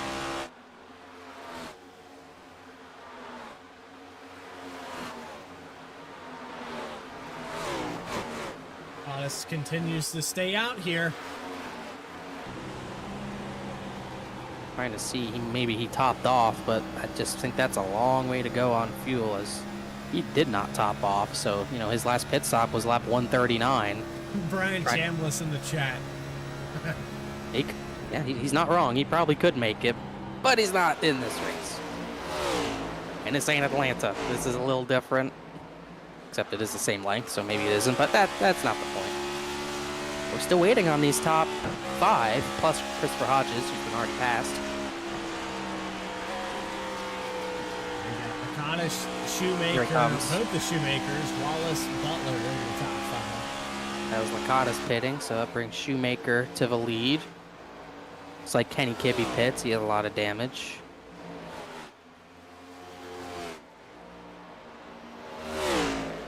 But yeah, if these guys are trying to make it, they're not clutching and coasting at all. So I just find it hard to believe that they would make it. Battles for what would cycle out to be second. Stravato's holding on to it, but I don't think for much longer. Ray Massey and Happyack are all over him. Oh, man, car in the wall. That's Hodges in the wall. Lets them all by. And there's Jeff Wright on 4 tires, trying to get all 3 of them quick to chase after the 6.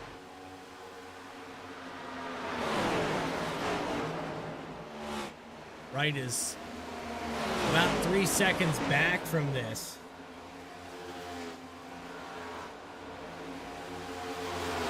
See the pass there for the 8th position. Now, if a yellow comes out, throw this all out the window. Yeah. Doesn't matter at that point. Jeff Wright's going to get by Stravato, though, and he's going to have to get by Happyack before he can chase down Josh Adams, but he is still lapping faster than that 6 car, but it's not by much. Looks like Keith Shoemaker's in, or he dropped. No, he's in the pit lane. So that leaves us Bryce Shoemaker and Brandon Wallace.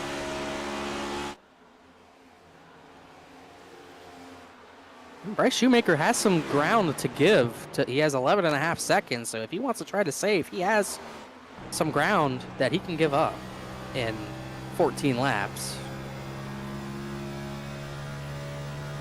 How about that if he hypnotized the whole field to get this victory? That would be something. Another one who didn't pop off after pitting lap 139.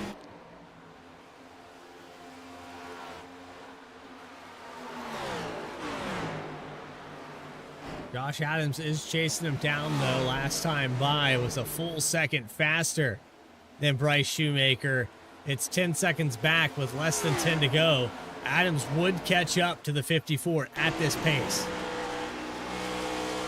But I think even the 06 would catch up to him if he keeps running that pace. He was about 3/10 off that time by. Well, Jeff Wright was actually slower than Happyack.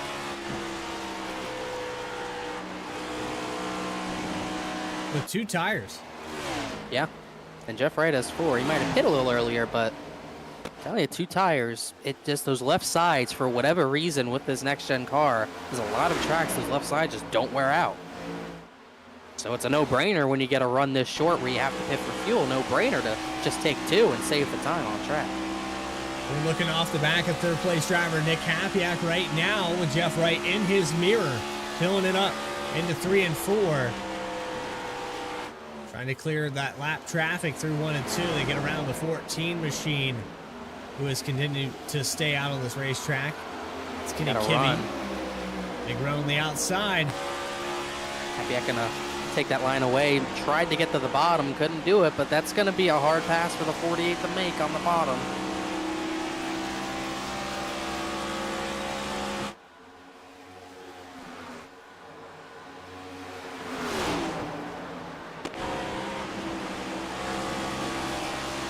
Leola Villalavas. Actually, this is on board with Angela Hironis.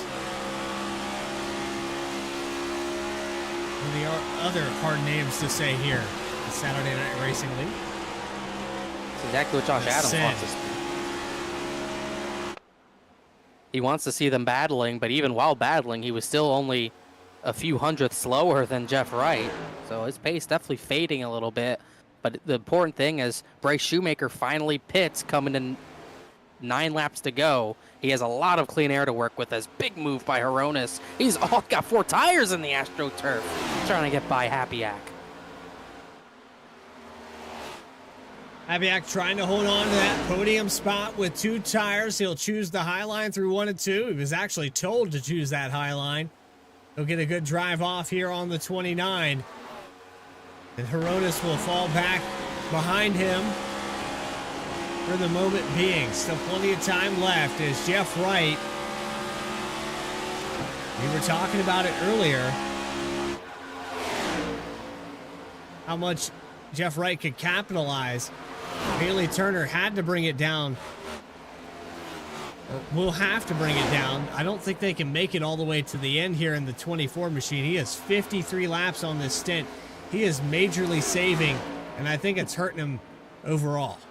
Just trying to save enough to maybe catch that yellow and stay lead lap, because he wasn't going to stay lead lap pitting with everyone.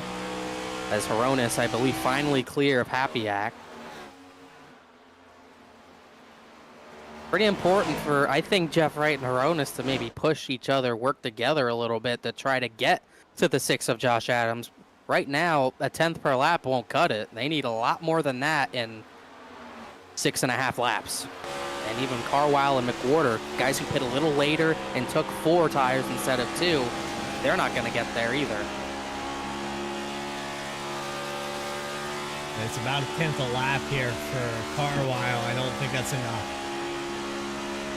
Of course, that time by it was 3/10 on Happy-Ack. He might get one more spot out of this. Last time by, it was about 0.2 of a second faster that Wright was to Josh Adams, but even that's not going to be enough. Unless maybe they speed up when they get the Josh Adams draft. It doesn't look like Hronis is trying to really help him. He almost got to his right rear there. And that time the gain was still about 0.2. 5 to go here from Charlotte Throwback Night, presented by 29 Graphics. The top 10 with Adams, Wright, Hronis, Happy-Ack, and Carwile, 5th position. McWhorter, Massey, Klinger, Stravado, and Floyd. How about Dakota Floyd in that 57? Started in 16th spot. Just behind him, you have Julio Villalobos Jr., Andrew Toganoff, who got caught up in some trouble to start this race. About halfway point for the 3 car. He's still rocking that right front fender with that damage. You have the 03 of Noah Michalski, who got the victory at Charlotte in the Challenger Series. And again, a reminder, check out that link that we've been posting periodically, that documents page. Vote for your favorite throwback paint scheme, as it is Throwback Night, presented by 29 Graphics. 3 laps to go now. It's another 0.2. They're just going to run out of time. I think they are faster at this point in the run. I think Hronis might even be faster than Jeff Wright, but last few laps he's been committed to trying to push him up there. I just don't. They need maybe 5 more laps extra in this race, but they just don't quite have enough. So do you think Hronis passes here for 2nd spot? I think eventually, last 2 laps he'll try to. Carwile and McWhorter are battling. Didn't get the strategy right. That's a battle for 5th. Like Happy-Ack's going to keep 4th. It's under 1 full second here. They're probably on the edge of that draft here now. But Adams just has to hold on for 1 more lap. No mistakes here for the 6 car, and Josh Adams could find his way to victory lane in the 2nd to last race of the regular season. Josh Adams has the lead through 1 and 2 here at Charlotte.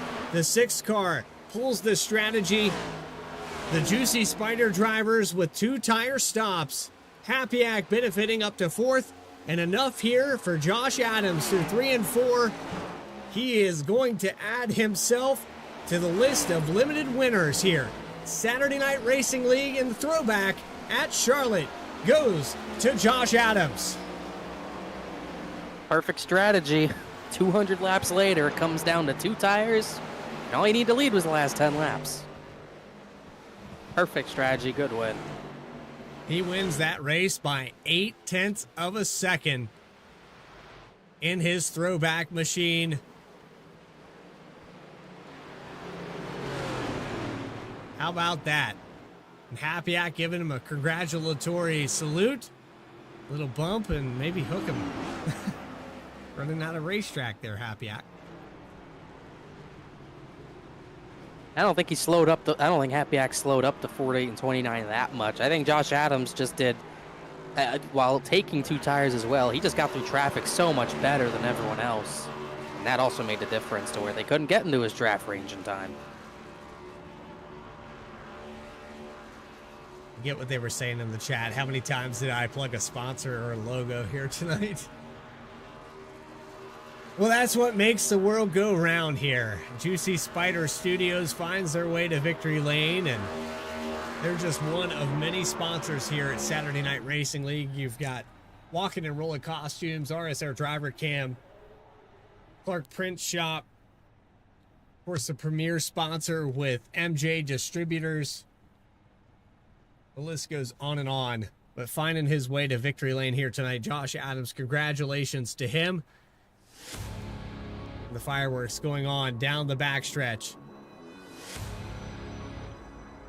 Appreciate you coming out and watching this extended coverage, the longest race of the season. Bradley Cooper and Connor Horn up in the booth. We'll have post-race interviews with your top three. Our 200-lap race here at Charlotte. The throwback night for Saturday Night Racing. Post-race coverage right after this.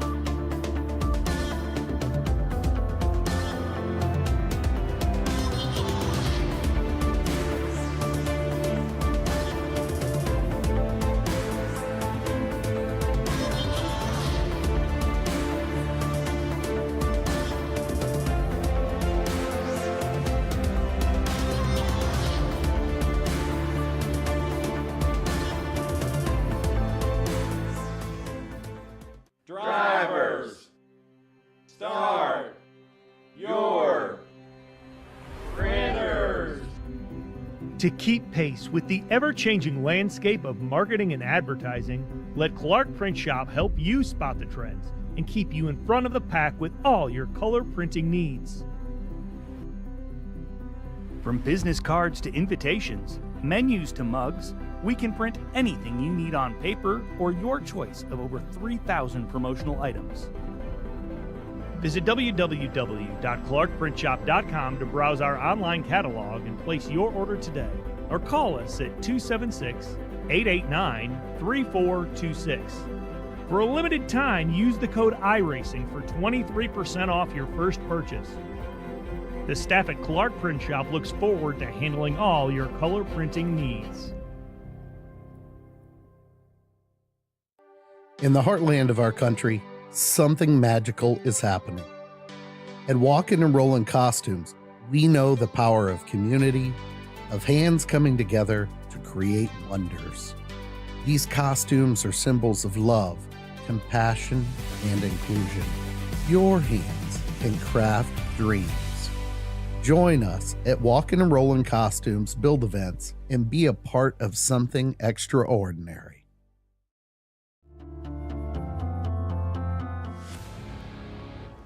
Welcome back live to our coverage post-race of Saturday Night Racing League and the Cup Series. They have concluded the longest race of their season for 200 laps, around 300 miles. Josh Adams finds his way to Victory Lane with a two-tire strategy to best Jeff Wright and Angelo Horonis in that top three. We'll get a word with those drivers in just a moment. Nick Hapiak, another one of those Juicy Spider drivers that chose that two-tire stop. He'll finish in fourth. Ryan Carwile, one of the faster cars of the day, right alongside with Joseph McWhorter. They battled it out with less than a tenth separating those two cars for fifth and sixth. Then you have Chad Klinger finishing in seventh spot. Ray Massey in eighth. AJ Stravato, who led a lot of laps here today, will finish in ninth. And Dakota Floyd finds his way to a top 10. Good run for Dakota Floyd. He really fought all race to get to the top 10. So did Julio Villalobos. He finishes 11th. He was 2 laps down at one point after running out of fuel. Great recovery for him, and he needed that. He's right on the cut line of the chase. Andrew Telganoff, he had a better run going until him and Bailey Turner had contact, but he still got a 12th place out of the day. Austin Belke, great run for him in 13th. I might be wrong. That might be one of his best finishes of the season, if not his best. Noah Mahalski just could not quite pull off the double. finishing 14th after winning the Challenger Series race. Case Lakatos up at the front earlier, finished 15th. Caleb Weekly 16th. Matt Shinosky 17th. Eddie Trejo 18th. Max Cost had a little spin off a pit exit, but still gets 19th. And Bailey Turner will be thinking what could have been. Made the mistake out of 2 and spun, hit the wall hard. But, saving fuel might have worked out for him because he at least does get a top 20 out of the day. Yeah, it's a toss up there, judging how much you can save and how much it's going to hurt you. 21st spot here for Bryce Shoemaker. Keith Shoemaker just behind him. I think that's kind of similar to what we saw in the points here to start this thing off. Then you have 23rd spot for Reggie Ortega. Elliott Butler in the 16 will finish in 24th. Stephen Davis in the 60. Hard impact there with the outside wall. The 60 car is going to finish 25th. Nick Wood, 26th. 27th goes to Brandon Wallace, one of the cars that stayed out the longest there on that stint. Kenny Kibbe had some speed. Definitely a top 10 worthy car here tonight for 28th position, though. Christopher Hodges, 29th.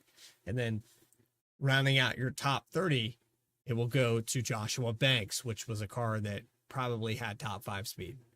At top 5 speed, contact with McWhorter ended his day. I'm sure they'll both be talking to each other. Philip Brewer in that crash down the back straightaway finished 31st. Logan Threlkeld's ISP issues played them again. He finished 32nd. Pole sitter James Lehman, top 3 speed, but pit exit ruins his race, finishing 33rd. Jarrett Shepard and Adam Cabot out in the first caution of the race.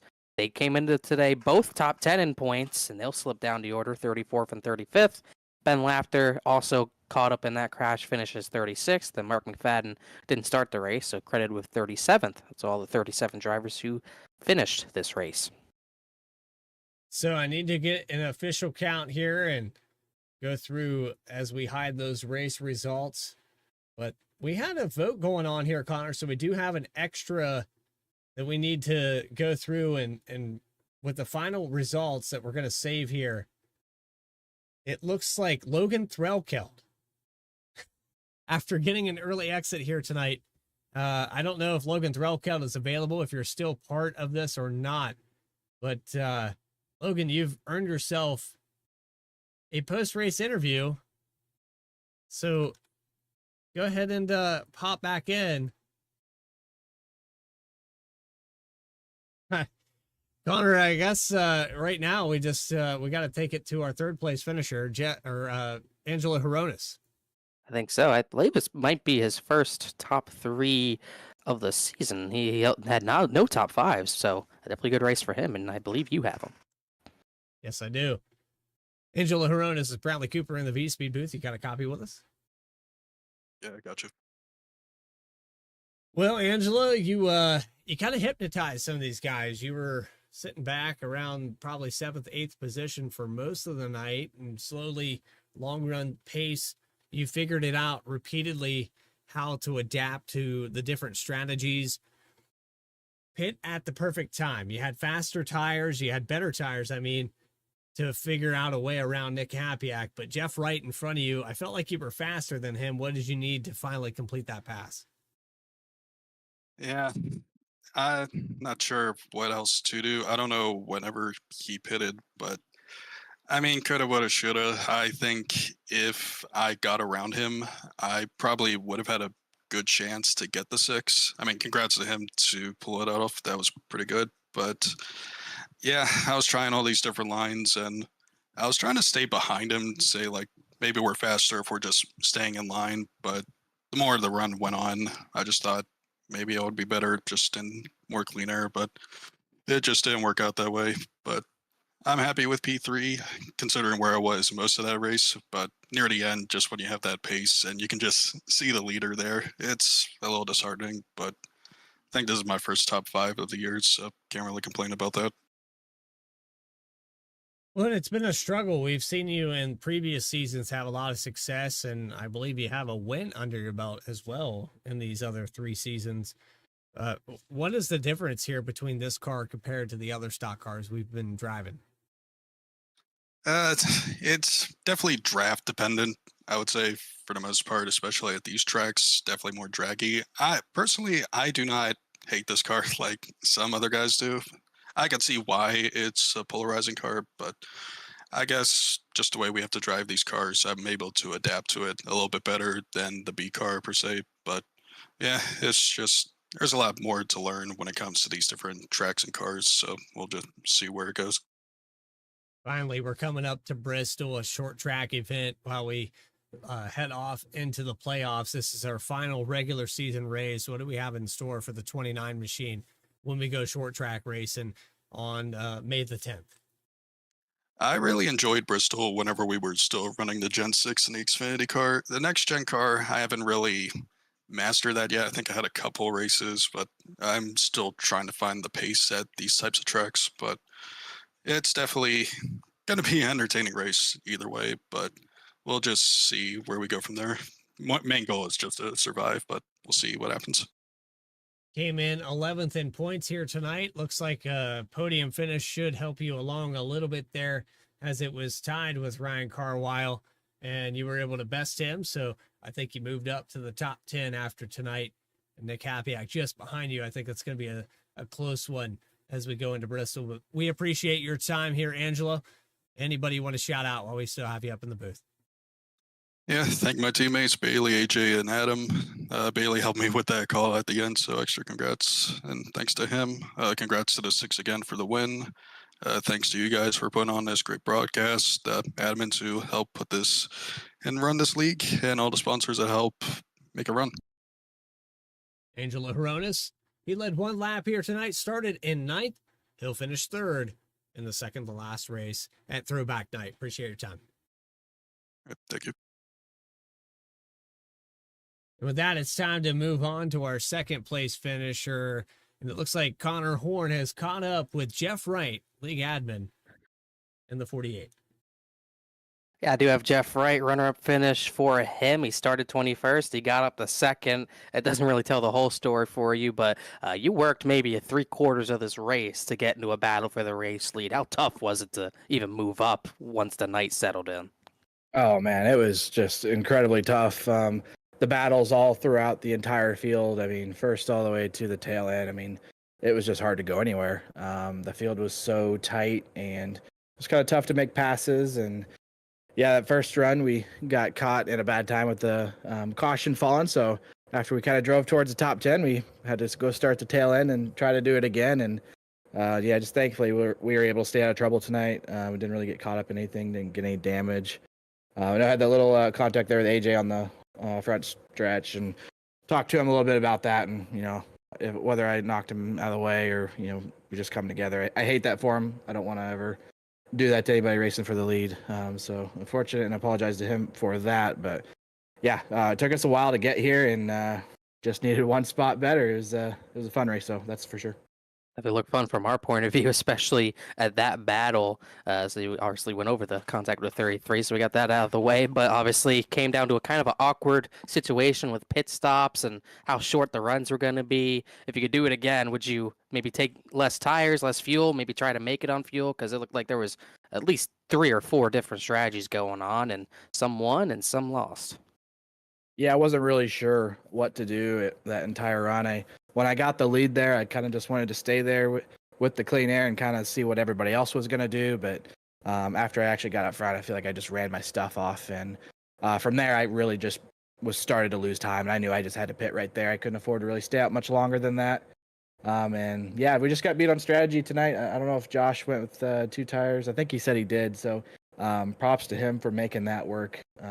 That's tough to hang on with 2 tires like that. And me and Angela were giving it our all to try to catch him, but he just had really good pace tonight. And not surprised to see Josh in victory lane either. He's been racing with us full time since the start of the season. It's awesome to have him and the rest of the Juicy Spider crew here. They're super fast, they're super clean, and I knew it was just a matter of time before we were going to see Josh in victory lane, and I think we'll see some of the others. And actually, I think Donnie Kite already has a win to his name as well. So I guess that's 2 wins for Juicy Spider. But yeah, congrats to them. Just waiting on the 0-6 at this point. So yeah, second one for them on this season. But you come runner-up, still a good run for you. Still a good points gain on the 24, even though it might not be enough to get the regular season title. Still a great points season for you going into the chase. So congrats on another good run. Anyone else you want to thank or shout out? Yeah, just big shout out to 29 Graphics tonight for hosting this Longest race that SNR has ever done, the 29 Graphics 300. That's awesome for them to come on board and pay out some prize money. And yeah, kind of have one of these one-off throwback weekend type events. I think it was definitely a success. I think a lot of people had fun with it. So shout out to Julio Villalobos for that. And then the rest of our sponsors, FireStorm Racing, Walk and Roll Costumes, Rob Denton with RSR Driver Cam, Joshua Banks being series sponsor, M&J Distributors, Clark Print Shop, and Juicy Spider Studios. And then obviously broadcast team, you and Bradley up in the booth. Connor, you guys do great work every single week. And this is going to be one that's going to be fun to watch back. Jeff Wright, his 5th top 5 of the season. 1 of them's a win, 4 of them second place finishes. This is the 4th, but still a good run for you. Congrats, Jeff. We'll see you next week. Sounds good. Thank you. Yes, sir. Race winner in the number 48, or actually second place finisher, Jeff Wright in the 48. And we bring ourselves to our race winner, Josh Adams in the number 6. And finally finds his way to victory lane. A tough call there, but you were in the right situation. Connor Horn kept saying, and I didn't believe him, you made it work. 2 tires, won this race here tonight with just about 30 laps to go. When did you start thinking about it? Me and Nick started talking about what we would do probably 3 laps before I made my pit stop. Like, he brought it up. He's like, hey, do you think this would work? And I'm like, I've seen it done. So I'm like, we'll try it and see what happens. And it worked out. You make up so much time by shortening that pit stop. You take just enough fuel to finish out this race. You had 33.1 seconds down the pit lane, 9.9 in the box. That saved you about 10 seconds on the racetrack. And you maintain that all the way to the end of this race. They got within a second of you on that final lap. Yeah, it started getting pretty tight with about 5 or 6 laps to go, and that's when I kind of started sweating it out. And then I realized that we were getting really close, and I thought I was going to be able to hold on to it. So I got pretty confident with about 2 to go, and I just wanted to see the white flag. Well, we got a shout out there, Juicy Spider Racing on the side of that machine, but a special throwback here tonight. And we saw that on a multitude of cars with you and the 06 of Happyack both running that machine. Kudos to you guys putting this car up on the top spot when it looked good and it sounded good. Yeah, they ran good too. We missed our buddy Donnie tonight. You know, he would have been in the blue one, but he's off on some vacation right now, hopefully having a good time. So glad we were able to win for him. And then it's Michael Morgan's birthday today. Just turned his birthday, so happy birthday to him. One of the top guys over there at Juicy Spider. So good to get it done on his day. Well, Josh, we've been part of the podcast. We've been a part. I think we're integrated at this point. You caught us in your web. But you guys over at Juicy Spider always put on some great stuff and helping us here at VSPEED. Anybody you have in mind that you want to shout out before we let you go and you add yourself to the list of winners here at SNR? Yeah, just again, Mike, Nick Happyack, Donald Kite, my teammates, everybody that makes the Juicy Spider stuff go, the High Side podcast go. You guys put on a fantastic broadcast 2 nights or 2 times in a row in one night. That's awesome. Everybody at SNR, just everybody watching. We had a really good paint scheme thanks to Noah Blackwell. Put out 3 really good paint schemes, and we only got to see 2, but we would have looked really good with 3 of us out here. But we're glad we got to bring it home. And a throwback that is based off of a Mobil 1 machine. It looks like maybe a Tony Stewart machine, or maybe a Ryan Newman. I'm not really sure. Maybe a Blaney. I don't know. But fantastic job here tonight, Josh. And you had yourself there on the limited list of winners. And you can say that you were the second time there for Juicy Spider, as Donnie Kite got the first win for your group. Congratulations on that. And we'll see you in 1 week's time at Bristol. All right, thank you. And I can say that was Travis Quapple of all names that was thrown back to. Wow. Well, there you go. I appreciate you guys. 77 car. This Quapple, man. I think it was Sam Hornish that also drove that 77 car. Am I wrong? He did later, a few years later, but yeah, And it got in trouble with this racetrack, I do believe. a little too much skew. You can't do that in this car, that's for sure. Well, we have one more driver to pull up here. And Connor, I think this is one of those tag teams. I'll let you have the first question. I'll go with the second one. But we have Logan Threlkeld up in the broadcast booth. Our ISP didn't cooperate, but Connor, we got him back up here just for you. Oh, it got that for me and for you, but obviously the race didn't go the way you wanted, Logan, but I believe you've been voted best throwback, and it's a pretty darn good throwback, so there's no surprise to me that it won. It looks really sporty, and on the right manufacturer, too. That matters a lot to a lot of people as well, but what are your thoughts on getting voted best throwback? Well, not exactly how I pictured my first interview happening here for the Saturday Night Series, but I'll take it. Overall, I think it's pretty cool. Appreciate everybody getting out here, watching the stream, and voting for me. It's if I can't win out there on the track, I've said it before. If I can't be the best driver, I might as well be the most likable. I feel like that might have come into a little bit of play here tonight to help me out. So, just appreciate everybody voting. Well, it goes in with my second question. You were asking me all the way through the week here what car you should go with, and I said the red Pegasus on the side of a Jeremy Mayfield paint is exactly what I think of. 1999 at Pocono, I do believe 1998 maybe, where Dale Earnhardt and Jeremy Mayfield went back and forth for quite a few laps. But what other factors did you have to choose this one? Just going back, that was always one of my favorite paint schemes. I was a big fan of the Haviline as well. The old 28 Davey Allison, but Jeremy Mayfield, this one always stuck out to me as well. So I came across it, found the right stuff, and it came out so clean looking. And that's really what I was looking for, was just trying to get it as accurate as possible and making it look as, HD as possible. And this one kind of fit the bill. Absolutely did. It did justice here for the throwback night. Congratulations on probably the most votes we've saw all night in the chat. And I think it even exceeded there in the Challenger Series of the maximum amount of votes for an individual paint scheme. I think we tied somewhere around 8 for chat and somewhere around 9 or 10 for the Discord votes. So congratulations, Logan. And I know this isn't how you wanted the first interview to go. I know 32nd position after starting in 18th. You ran in the top 10 for a little bit tonight. But is there anybody you want to shout out while we have you up here? Yeah, first of all, we're going to shout out MediaCom for, really putting it to me there and not allowing me to finish out the race. All jokes aside, though.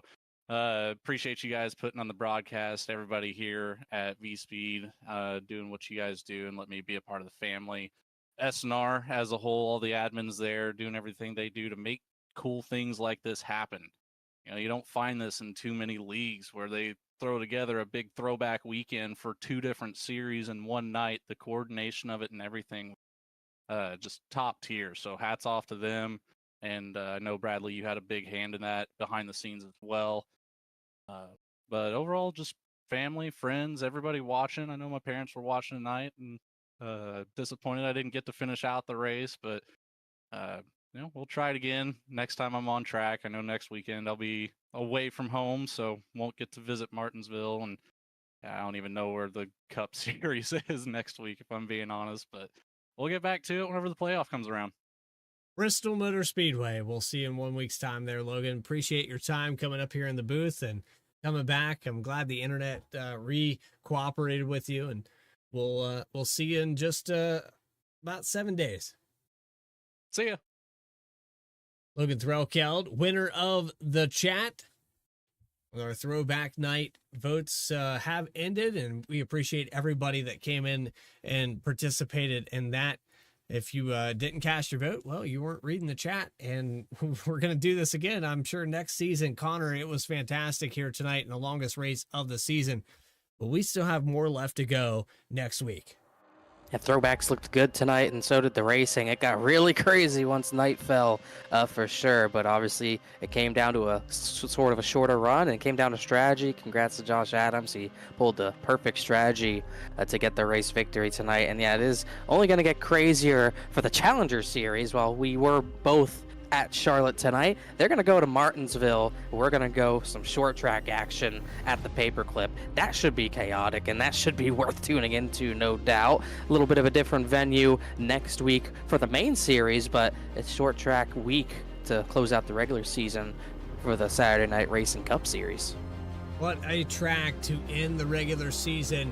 May 10th, week 14, Martinsville Super Speedway. No, Martinsville Short Track at 7:45 p.m. Eastern Time, and then it's Bristol at 10 p.m. Hope you can join us there. Super Speedway. I don't even know where I am. This is 2 drag strips with turns connecting them, as you can see here as we look from the outside of turns 3 and 4. It is a fantastic venue, but it really will test these drivers and their patience. And it could set up a driver to find his way into that final 12. We're taking the top 12 and the top 16 for this chase format. Top 12 in the Challenger, top 16 here for the Cup. Bailey Turner with the points lead. And then you go on to, it was tied with Jordan Trask and the 57 of Dakota Floyd. I believe Dakota Floyd has taken that lead back out just a little bit here as we go into the final week. But for everybody here at VSPEED that made this possible, my co-commentator Connor Horn up in the booth all season long, for Adam Baker that put this all together. Adam is fantastic at his graphics. For Jeff Wright and everyone else in the admin booth here at Saturday Night Racing League, this is Bradley Cooper saying so long from Charlotte. We'll see you in 1 week's time. Challenger Series Racing at Martinsville. Until then, stay tracking, everybody.